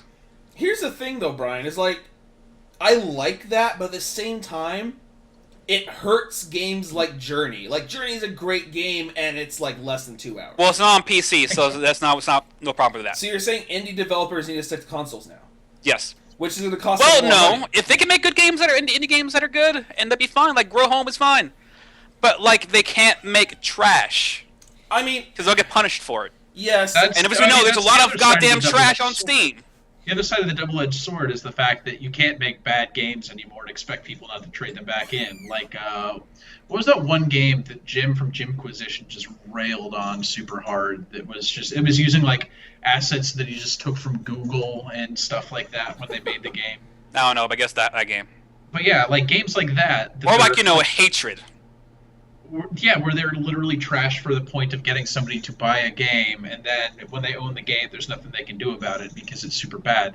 This fixes that, especially Steam Greenlight, because a lot of games like that will go through, and then they'll play it for like 2 hours and be like, "This is actual garbage," and then they'll be able to trade it back in immediately. Though I think people who have games in early access are fucking scared shitless right now. Oh, they better be. They really better be. Like, there's really good ones, like, Crypt Necrodancer, like, right now, Dirt Rally, they're like a Darkest Dungeon, all that shit. Like, those are some good games in early access, but there's also a lot of shitty shit in early access, too. So, how about this? These people should stop releasing early access and just release it when it's done. That is a possibility, but that won't solve this. That won't solve the problem. No, but, you see, here's the thing. It's like, okay, here's an example. You make a game, it could be alright, I don't know, for like, you got like an hour and a half of content, you release their early access, the person plays it, thinks, this is alright, but I'm going to sell it back and buy it later, they forget about the game, oh, shit, that was a game, I completely forgot about it. They would have kept that game had all the content been out at release. That is possibly true. Okay, yeah, there's different scenarios to this. This is It's something a very worth development idea. Yeah, it's something worth keeping an eye on. Well, here's the Or question. here's a question of, hey, I'm gonna buy Witcher 3, and then unplug my internet, and then play 50 hours of it, and then like delete the caching, so it doesn't understand how much I played for it. Then play half an hour online, and say, I don't know, I like it, and you get your refund back. I don't know if that's the case though. I think Steam still records everything, even if you. Well, there's a concern. Like, okay, so how long do you play Stanley Parable for? Do you think? I must have played it for like 4 hours. I played it like when you guys were over here. I played for easily more than 2 hours at your house. Yeah, I wasn't planning on it, but I did. We were offline when we played it, and it has 2 hours for that game right now. Really? Yeah. And I know for a fact we played more than 2 hours. Yeah, we played a lot of that game. We played a lot. We played almost that entire game. We played through every single ending of that game, I think. Just about, yeah. So, like, that's a concern, too. Yeah. I mean, do you guys think it'll stick in the long run? I think it will. I think it needs to. I think it's necessary, yeah. Yes. At this point, you can't get away with... I can name 10 games on my Steam list that I wish I could trade back right now. Well, here's the thing. It's not necessary, because look how good Steam's been doing up to this point without it. Yeah, but also look at Steam Greenlight, which is a cesspool of, like, the worst parts of video games right now. Yeah, but here's the thing. Ruben, I bought a game that I couldn't play. That's not the developer's fault. That's your fault for buying Greenlight. No, this was an actual fucking game, Dark Void. It's not a Greenlight game. That's a fucking game that came out on console. But, and because of DRM, I cannot play it. But this also extends to Greenlight. This extends to Greenlight in the sense that this has become a problem with these people that are just shoving shovelware onto Steam Greenlight. And then, like, I mean, I could go on for a while on how corrupt Steam Greenlight is and their ways of getting and I'm agreeing with you and saying that it's not the developer putting out the stuff is not the problem. It's the people buying it. If people would just stop buying Greenlight, then these people could not abuse Greenlight. But I mean, the other side of that coin is the fact that there are good games that come from Steam Greenlight, like That's Darkest great. Dungeon. They'll be good when they come out full.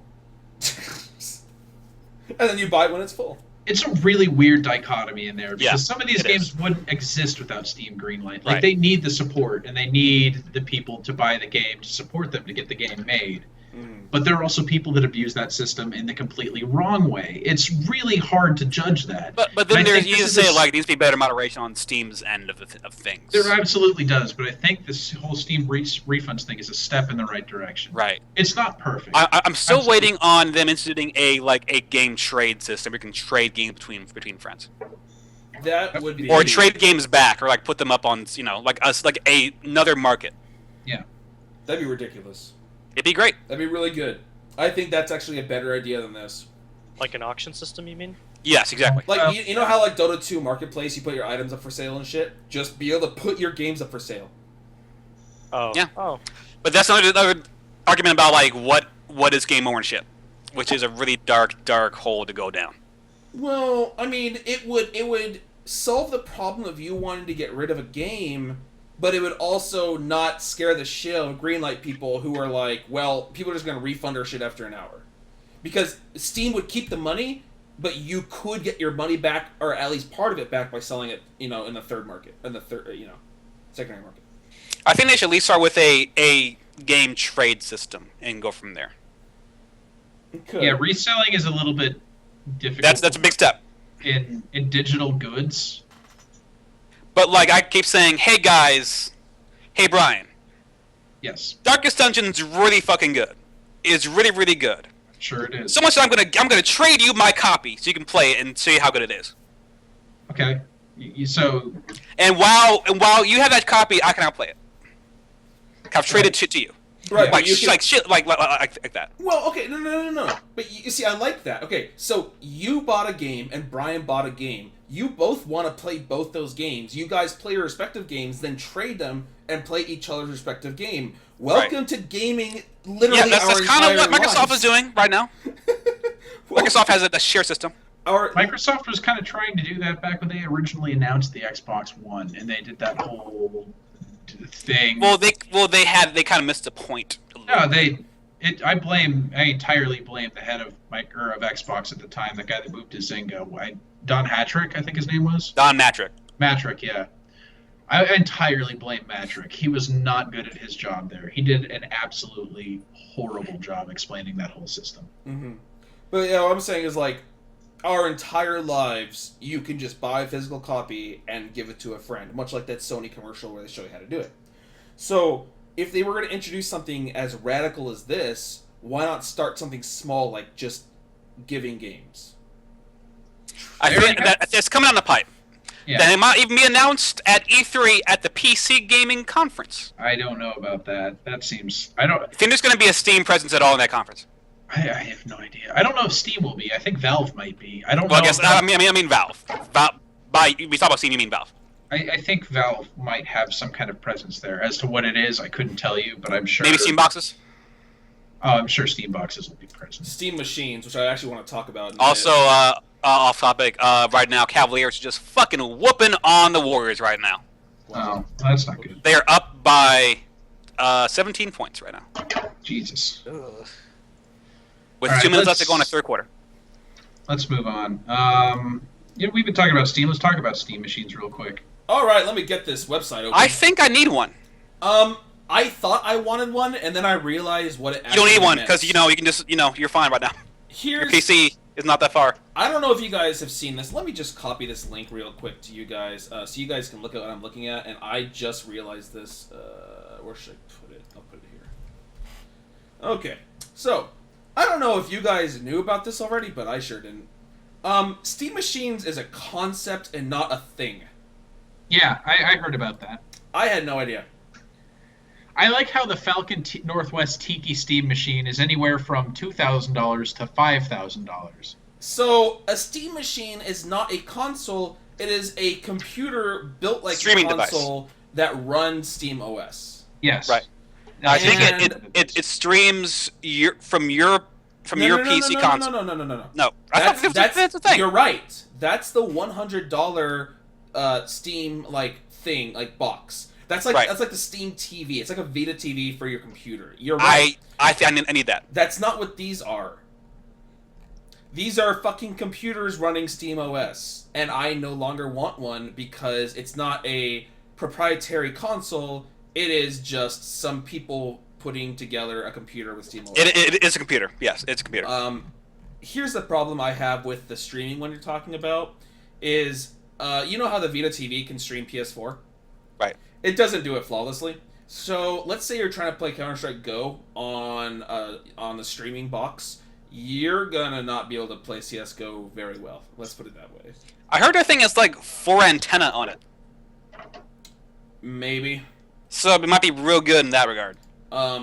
But as of seeing this page with these machines, I no longer know what I actually want to do about a Steam machine.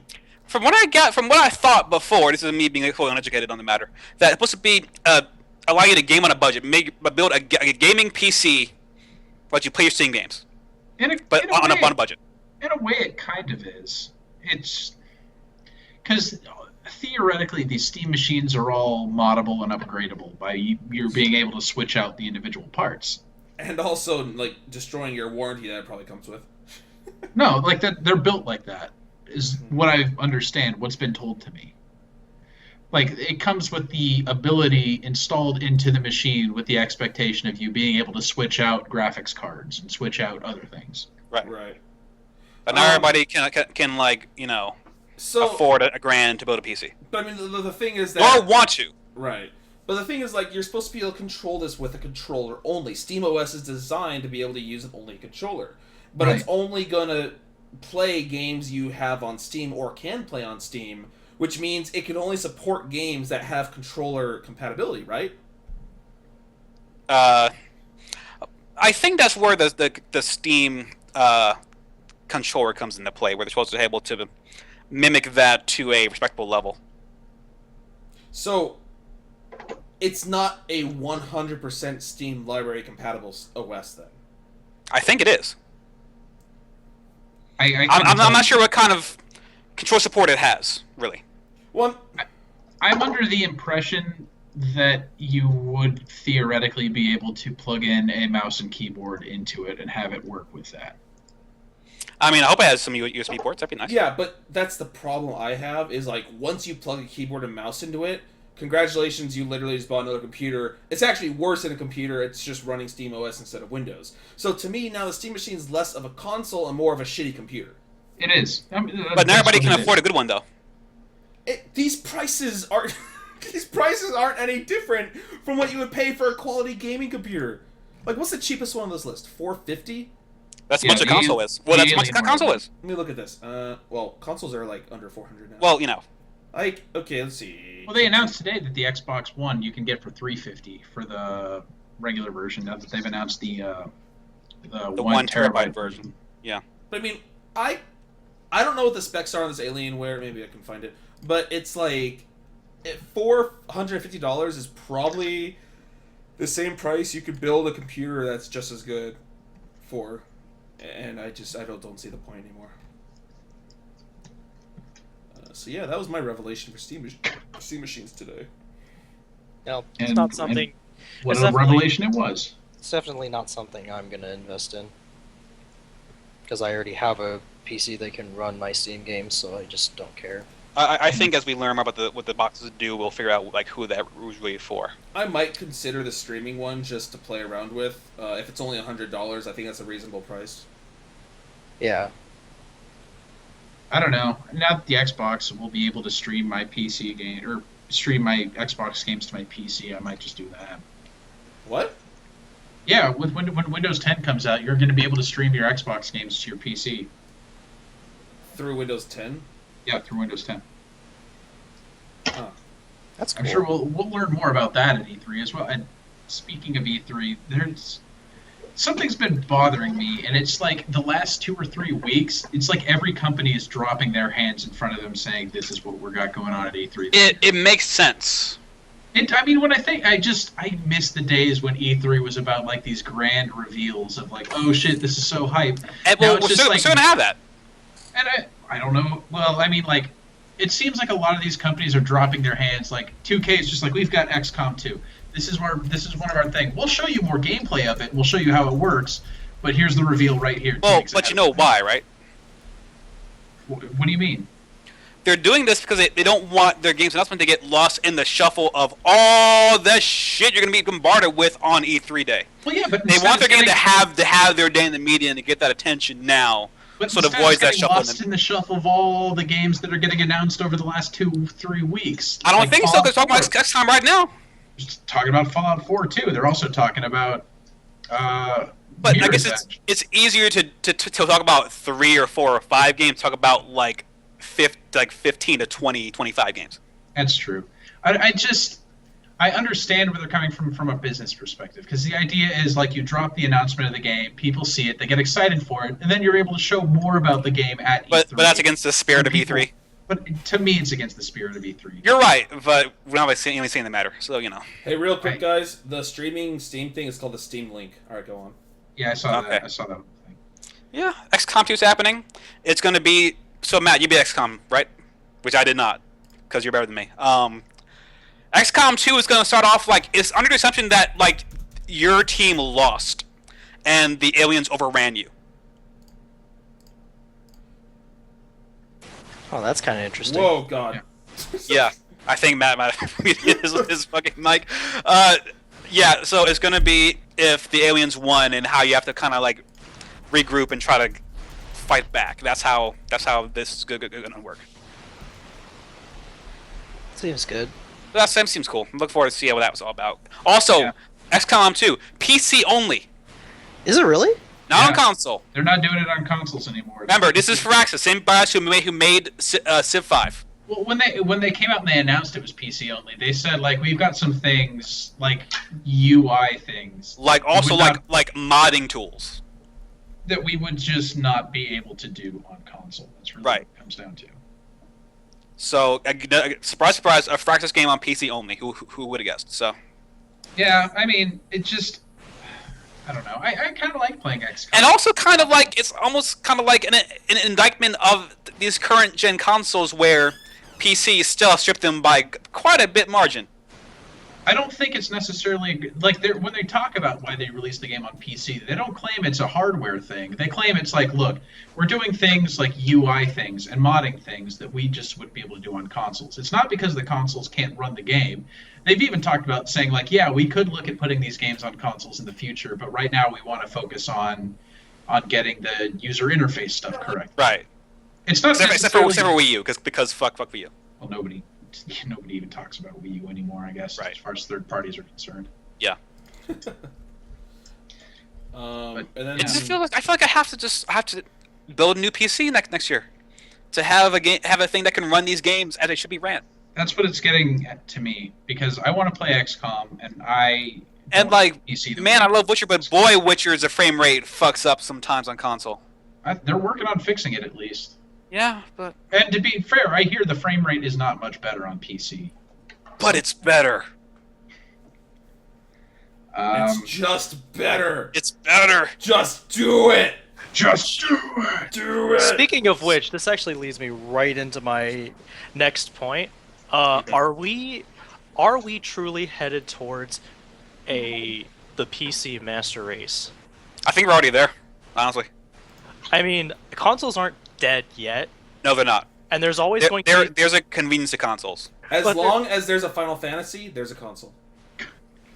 But Final Fantasy always comes out on PC as well. No, That's it, not it true. never That's does. very recently happening. Yeah, Matt, that never happened until I 7? mean, Final Fantasy 13 Lightning Returns is still not on PC. It's going to though. It's going. Yeah, but that's the point. Is it eventually makes its way to PC, but it's not going to be there for another year or so. And I don't think like 15 will be there until let's say like 3-4 years after it comes out. Oh yeah, no, not even close. And that, I mean, the grander point of the whole PC thing is the idea that some people don't want to mess around with having to upgrade their PC consistently and have to Yeah. deal with the operating system and have Yeah, to. I deal have with to. all that I'm gonna have to stuff. like fucking back up everything I have to build a new PC, which is not a fun thought. So There's a consistency to consoles where people are able to buy it and then just put it up and then not ever worry about it ever again. Yeah, of course. That is never going to go away. Like, that's just not going to go away. There's so many people that still use consoles because of that convenience.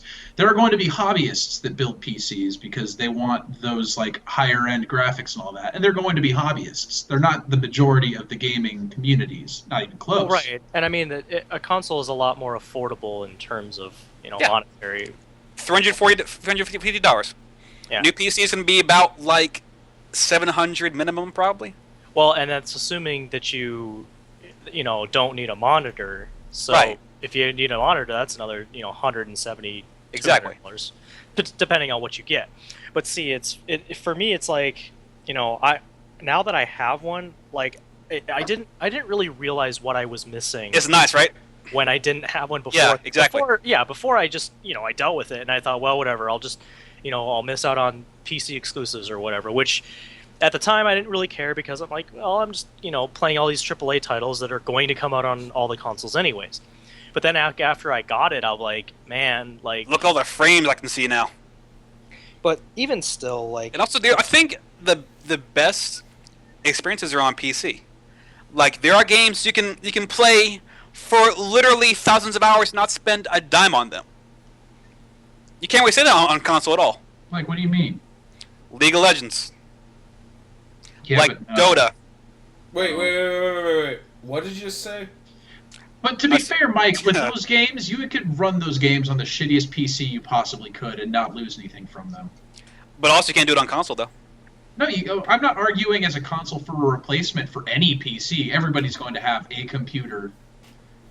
And a lot of those games that are going to have the mass appeal, like League of Legends or Dota 2 or Heroes of the Storm, are going to run on any computer. You could run those on a toaster. To be fair, I'm not sure Mike, you can run HOTS on a toaster. To be fair, Mike, now that we're getting more and more MMOs on console, you also can play games on your console for thousands of hours without paying a dime. Yeah, there are some games like that. It's kind of right. But not to the extent, I don't think. Like, you won't get things like Just Cause 2 multiplayer on console, You will. Maybe Just Cause 3 will. Not like that, though. Not these fucking, 500 fucking person servers, you're all just fucking hidden parachutes. It's ridiculous. But there's just some stuff that PCs can do that consoles... When can I mod my MLP copy, like MLP into my copy of Left 4 Dead 2 for Xbox 360? I don't know about that, but I know you can mod your copy of MLP into your copy of Monopoly on Xbox One. Eventually. Eventually. Okay, so what I wanted to talk about real quick is so I saw somebody talking about this on Facebook, and it's like the Mega Man Legacy something or another. A collection? Yeah, the Mega Man Legacy Collection. Mighty Mega Man? Mighty Mega Man number 9? No, this is Mega Man. It's Mega Man. So now is this like Capcom's like response to? I 100% It must be. guarantee you this is It must Capcom be. being like, wow, they're actually making a Mega Man game. Let's do something Mega Man related to make sure people remember that we remember Mega Man exists, because I think they forget that. Even though we don't care. except for the fact that Crapcom is. Oh! Tyrannosaurus Rex! Like I'll say it. I don't care. Like it's Oh! garbage. But anyways, so it is kind of nice that Mapping a Renegade! it is kind of nice though that Mighty Number 9's being on literally everything, More or less, yeah. You can buy it now on Steam if you want, which I'm thinking about it. which I'm not going to do. Thinking about it. I don't know what I'm going to get it for yet. Just get on PC Master Race, Matt. But what if I want to go someplace, Mike, and I want to play it when I'm not at home and having to sit like at my desk? Then buy a Vita and buy it on Vita.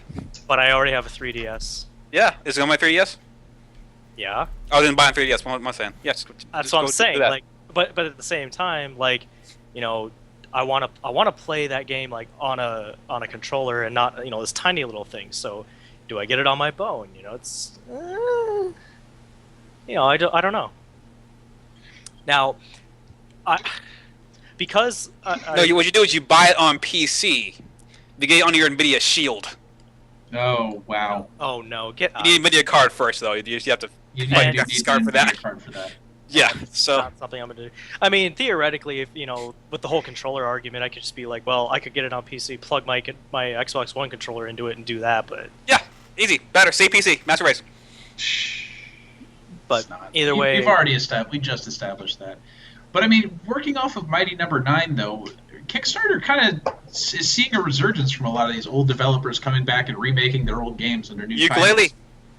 Yeah, I mean, just this last couple weeks, we had Ukulele, and then we have This is new Amplitude from Harmonix. New Amplitude, and we have Bloodstained, the Castlevania Castlevania remake, thing, essentially, from the guy that had made Castlevania initially. It seems like a lot of these big developers are turning to Kickstarter again to make games that the big developers just refuse to make again because, I don't know. I mean, look at Capcom. Capcom won't take a look at Mega Man. Take a look Speaking of Kickstarter, you want to talk about UA Bowl? Oh, okay. So what's going on with this guy now? So oh man. he wanted to make a Rampage movie. Remember Rampage, the one with the dinosaurs and buildings and all Yeah. that? Dude, Yeah. yeah. He wanted to make a movie about that, and no one gave a fuck. Nobody And gave he him got any mad money. at that. No one gave a fuck about it. You know, Well- I couldn't tell who he was mad at. I can't tell if he was mad at the Everybody. people who would fund him. I couldn't tell if Everybody. he was mad at. It seemed like he was more mad at Kickstarter than anything else. Well, He was the just thing like, I is- made an Indiegogo, nobody would fund me on Indiegogo. Fuck Indiegogo. I made a Kickstarter, nobody would fund me on Kickstarter. Fuck Kickstarter, and fuck all of you, and fuck everything. He's like, Well- it's like no one wants me to make Rampage 3, and we're like, yeah, Yeah. you're right. You're right. This is Nobody correct. does. Like, the thing is, like, if it wasn't for the fact that he messed up, like, how many different franchises? Far Cry, Blood Rain, Alone in the Dark, Alone in the dark. Silent Hill. Did you do Silent Hill? Postal? No, he didn't do. Postal. Oh, Postal. Postal. Oh, Postal. Gross. Yeah, man, He he's not a did- good director. He did Dungeon Siege. He did In the Name of the King, a Dungeon Siege. The fact that he can't con anyone to give me any money anymore. That's what he's mad about. Well, if he didn't ruin the franchises and if he would have actually Maybe if he weren't so followed- bad, if he actually followed like what the games really do, it's like, you know, or if he wasn't bad at making movies. people How would about that? or that, yeah, people would just respect him. Or but If he And wasn't that's- an awful human being that we would all like to punch a lot. then- Like, I mean, like, these movies don't follow, like, the game scene by scene, but they also aren't good at all. Yeah. That's the main problem I have with him. Did he do? He didn't do the Dead or Alive movie, did he? Did he? I don't know. Actually, I don't think he did. Okay. I mean, I won't. it felt like it, but I don't think he did. Boy, that movie was bad. Mm-hmm. Yeah, even But- George hated it. Have you guys seen the Kickstarter for Bloodstained? That game looks really good. I need to go look at it. Like, I don't really follow Kickstarter games because they're gonna come out eventually. You know how it is. Yeah. I mean, I kickstarted Mighty Number 9, but this is the same concept as Mighty Number 9, where you have the original developer, where the big publisher won't get off their dicks to make the game. They won't get off their dicks to make the game because for They're what scared I mean, of like, the return. yeah, like Konami is. I don't know what Konami's doing anymore. I can't tell. I can't see what's going on over there. They're making like casino games. Yeah, Casino that's- machines. I'm sure that's what they're going to go towards because gambling is going to become legal in Japan soon. But Oh man, You It's mean- like- Brian, what do you think is the best? it Kickstarter already game to is, come out? Brian. I mean, pachinko, they got like weird ways around it. Giant Bombcast talked about this the other day, where like pachinko is there, but it's not technically gambling because they're able to. It's like you're buying balls and you're trading in balls for goods, but then you trade those goods in for money in secret because, I mean, gambling's illegal, guys. But I mean, I'm pretty sure you can just go to a mahjong parlor and like throw down money. it's not legal, but you can do that. Yes, Okay, whatever. they just don't police it very well. So, Brian, what do you think is the best Kickstarter game to come out so far? So far, Yeah. I don't know. Broken Age was pretty good. Yeah, Broken Age Yeah. is pretty good. The Fine. Broken Age, I think Broken Age is worth it just for the documentary that came up around it alone. yeah. I think FTL is. Oh, that was a Kickstarter game, wasn't it? Was. FTL is pretty good. Mighty Number 9 might be really good. But so far, though. it looks amazing. Yeah. Let's Well, Shovel Knight one? Shovel Knight was a Kickstarter game, yes. What is that? That's Riley. She loves Shovel Knight. She's like, Shovel Knight! It was a good game. It's a great game. It's, So, it's I mean, a Shovel fine Knight, game. That's full of Shovel bullshit. Knight has Yeah. seen some very widespread acclaim. I would argue maybe that would be one of them. So, Mike's just a hater because he's a pleb. I just like good games, that's all. I can't Oh, believe so Shovel Knight's fine. It's just like, it's... Good games. I don't have the it's- patience for it, is what is Good- going on. good games as in games that you have the capacity to actually. Fucking one fucking kill spike pits are bullshit, okay? Well, That's that's some horse shit. it's like Mega Man. You touch a spike or fall down a hole and you lose. Yeah, fuck that too. Alright, just this in, Mike says, fuck Mega Man. Alright. All right, good job, Mike. So- You've alienated our entire audience. I hope. Mike, Wow. what are you going to say about the Final Fantasy 15 demo patch? That came out today, where It did. I have never heard of a developer patching a demo He said before. He hated Mega Man. I still need to come over and play that. Remind me this weekend. Also, sometime, maybe. I've still not touched that demo yet. I've beaten that demo like 3 times. I'm going to beat it 3 times more now that the patch is out. A 3.5 gig patch of a demo. Yeah, It's for real.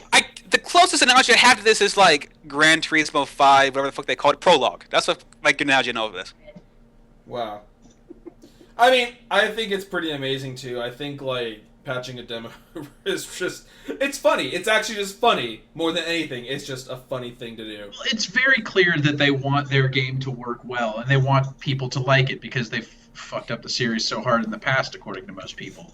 They're trying to build the series back up again, and they've started that route with Final Fantasy XIV that a lot of people really like a lot. Mm-hmm. And they want to, like, by putting that demo out, they got a lot of feedback. They received a lot of, like, praise and complaints about the game, so they're going in and they're fixing it because they want people to be like, this is a game that I want to go out and play. They're trying to actively fix the game to make sure it's something that people will buy and people want to play. And I respect that.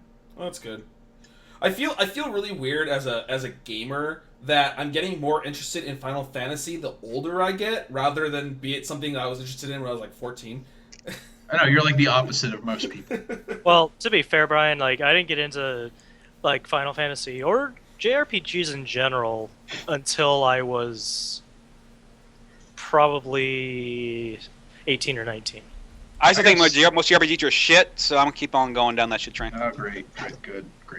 Yeah. I don't know, like, I started playing JRPGs when I was really young. I played Pokemon for as long as I can remember. I mean, I'm still playing Pokemon, but I didn't get into Final Fantasy as much. We'll cure you one day, Brian. No. But I didn't get into Pokemon. I mean, I lied. I didn't get into Final Fantasy nearly as much until I was already in junior high school. Is I think when I first played Final Fantasy VII. See, for me, it was like I played a JRPG like when I was a kid. I just didn't know that that's what it was. And you know, when I was 8 years old, like, you know, obviously I didn't have as much capacity, you know, because I was all about the action games. You know, I didn't want to have to like explore or like think about things. So, and actually, it's funny because the only game I had on my Super Nintendo when I first had it was Super Mario World, which is fun.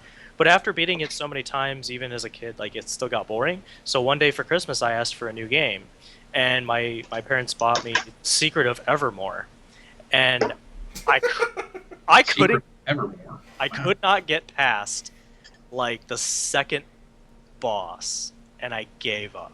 I just want you guys. Let's imagine a scenario. Let's imagine Matt's parents, very you would say conservative people, white, unlike he is.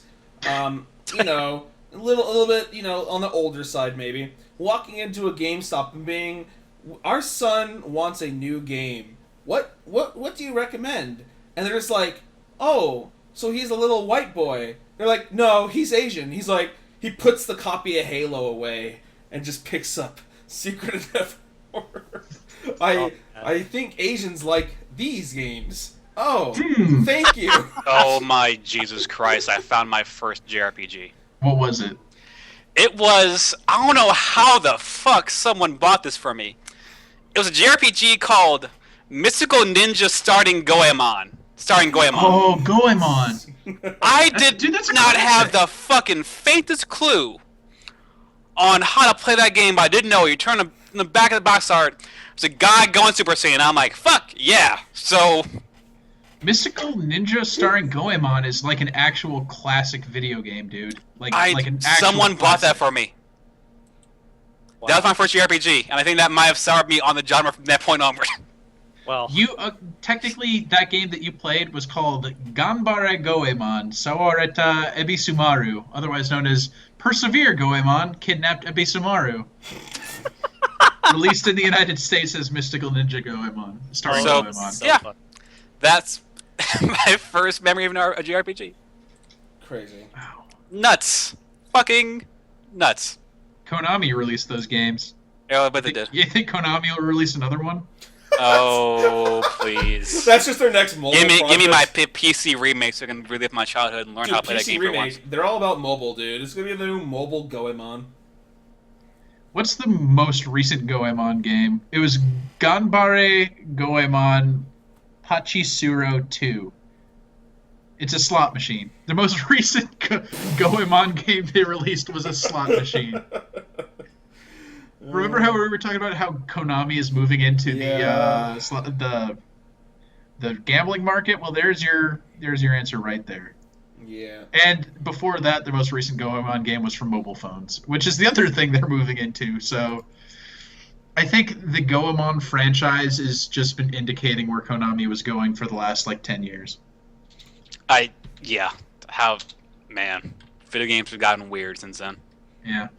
So Ruben, what's this about the Evo or about So Atlas, the people, Persona, blah blah blah. Yeah. They added a $10,000 pot bonus Persona 4 Ultimax at Evo this year. What? And I mean, this isn't really a new thing, but it is the largest pool they've done yet, or so far. And I mean, it's just amazing how Evo has just evolved, get it, over the years, with just the amount of fucking money into Oh, this. Evolution! Okay. Yeah. Oh, that's what Evo stands for, is evolution. Yes. So much money. Capcom and Microsoft, they put $50,000 into their pools. All these companies want their game to be the biggest motherfucking event. And so they just throw money at it until it gets, the big fame, the big matches, the big time, the big hype. Because Evo is actually, at this point, a lot of advertisement for these games. And so it's just become such a huge thing over the past 5 years. So yeah. It is the fighting game tournament. It is the fighting game tournament. Actually, Japan even kind of recognizes it as the biggest fighting game tournament because Super Battle Opera literally did not appear the last 2 years, and people say get died. So it's still if you're the best Street Fighter, if you win Street Fighter at Evo, you're the best fighting game player in the entire world. That is the best Street Fighter player in the world. Is. Yeah, it's just amazing. So Atlas, good shit. Wow, I can't Is Daiki going to be there? Not as a main event, no. I'm sure there'll be a side event. They are having 9 fucking main events, and I actually think that's stupid as hell, but whatever. What's the most they've ever had before? Huh? What's the most main events they've ever had before? 5. Wow, 9 now? Because I remember when Fighting is Magic was supposed to be a main event once. People were oh, they might actually go up to 7 this year because of all the fighting games. And then they had a stream with Mr. Wizard, who is the guy who runs it, and he just went to 9, and everyone's like, how the fuck is anyone gonna actually enjoy themselves? There's not gonna be room for having fun. It's just gonna be all tournaments. So I'm assuming those games are just the big titles, like Ultra Street Fighter 4, Persona 4. Yeah, let me list them off real quick. It's Ultra Street Fighter 4, Ultimate Capcom 3, Super Smash Bros. Wii U, Super Smash Bros. Melee, because it had I'll tell you in a second why. Mortal Kombat 10, Killer Instinct, Guilty Gear Xrd Sign, Persona 4 Ultimate, and Tekken 7, which they're actually bringing arcade cabinets from Japan to do the tournament on for Tekken 7. Wow. But not Street Fighter? No, that's because Street Fighter's already stable here. Yeah, we already have consoles and shit. We don't have Tekken 7 yet. Tekken 7 has just barely been announced. Here's what I heard, is that Nintendo... Okay, so you know the whole Nintendo debacle last year at EVO where they wouldn't let them stream Melee? Nintendo was this is not a tournament game, this is a casual game or whatever, right? And they're right. So they flipped the fucking their philosophy or something. So they're okay, you can have Melee, but only if you also put Smash Wii U. Because no one wants anything but Melee. Only people want Melee. But they're okay, we'll do Wii U if you let us do Melee as well. So okay, so that's why there's 2 fucking Smash Brother tournaments at EVO. Gross. Fucking Smash contenders are the worst. It's not fun to watch. There's only one fandom of video game where they demand that the older version of the game also be along the newer version of the game too for the same tournament. You don't see fucking Street Fighter players being oh, we need Street Fighter Alpha. We need Street Fighter Alpha in there too because I need to parry shit. We don't need Street Fighter Third Strike in there too on top of Street Fighter 4. No, you don't see that. It's just the Smash community is. Well, that's because they're so desperate for validation of their own dumb fantasy that They made these Smash fucking is a stupid fighting ass demands. Yeah. I don't know. Like, I never could get behind Smash. Just if they weren't so like adamant about it, could understand it more. But Well, Again, it's the equivalent of turning off all the items in fucking Mario Kart and making it one-on-one racing. Oh, that'd be Yeah. boring. Here's my problem. Smash is the exact same fucking thing. Here's my actual like problem with the Melee thing, not so much the Wii U part, is that they're selfish as shit because they get to run all these tournaments on like the same setups, and then the Melee people are like, okay guys, we're coming with our GameCubes and CRT TVs, move out of the way guys, alright, the real shit's here now. I'm like, holy shit, like, God, we have to go through so much goddamn work just to get your shitty tournament on the, like, God. So yeah, that's my rant on that. Did you have to watch the Smash tournament at PCC? No. Good. Dumb. all right, guys, we're the sun's getting real low. Yeah, I think it's called a cast. Yep. All right, any closing statements you guys want to make? We've discussed a lot of very heavy topics this evening. Looking forward to my vacation. Oh, where are you going for vacation? To E3. Yeah, Oh, that's my right. desk chair. Your vacation to your desk chair. I have Monday and Tuesday off, so you know. Desk chair E3. 4-day game weekend. Sunday's gonna be fucking ridiculous because Sunday is probably like the finals, and WWE, and E3 all at once. Is there a pay-per-view on Sunday? There is Money in the Bank. Actually, like a rather important one. Oh man, maybe I'll. I want to have You guys should come by. I actually can't. Oh fuck, I can't. I want to have a pre-3 party on Sunday. A pre-3? Okay. Pre-3, pre-gaming for pre-3. Yeah. Should I drink some? I drink something while I'm free. Should we drink while watching E3, Brian? What? We Should probably we drink during E3? We You have know, 9 vacation a.m. time. 9 a.m. 9 a.m. It's It's fucking 5 o'clock somewhere. Okay. All right. Oh man. At 9 a.m. it's probably 5 o'clock in like Taiwan. See? 5 o'clock.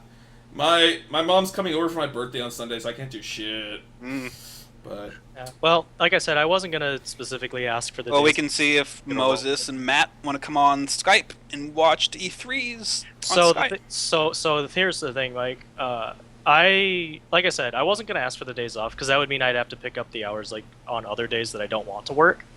Not only that, but before I could even say anything, next week's schedule is actually already done. So I actually have to work until 2 on Monday and Tuesday. I'm off Wednesday. So Monday you can kind of get there in time for Ubisoft and Sony. Which is fine, I guess. Like the Division, Siege, yeah. Siege But- will be there. The Division, I'm not sure. I'm sure it'll be there. Well, even though it's not till next year, but still. Oh, also got BattleBots happening on the 21st. oh boy. Oh God, that's happening, isn't it? Yeah. See, my actual vacation isn't until next month, in which I'm actually going out of town. So that'll be something. Yeah, but then you got another problem awaiting you when you get back, and the guys have airfare. So gotta go on that soon. Yeah, well, luckily the going out of town next month isn't going to cost me anything. So, Yeah, that's true. So you can get the money for things. and the thing is, like, it's all paid vacation, so I'm still getting paid for that week. Yeah, isn't that nice? Yep. I'm getting paid to watch video games. It'll I actually got paid be to go my- to Fanime, I guess. It'll I'm actually getting paid to be, go to Disney World. PTO, bro. PTO. It'll actually be my first time being back in my home state in more than 10 years. It's probably not as good as you think it is. It's probably, you know what 'Cause it though? wasn't for me. It's summertime and it's going to be better up there than it is here. I guess I did go during the fucking dead of winter, so yeah, so there's that. And like I don't know, like at sundown too, like the weather's like perfect, and like I'm hoping if I see my sister-in-law and my brother, we can like actually go fishing, because the last time I went fishing I was pretty young.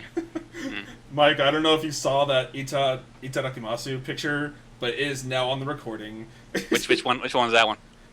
It's- Was it the one that I was like giving my mind over earlier? No, it was just posted Oh. like a couple of hours ago. It's the hashtags with the Squirrel Isle Festival one. Oh, I need to go.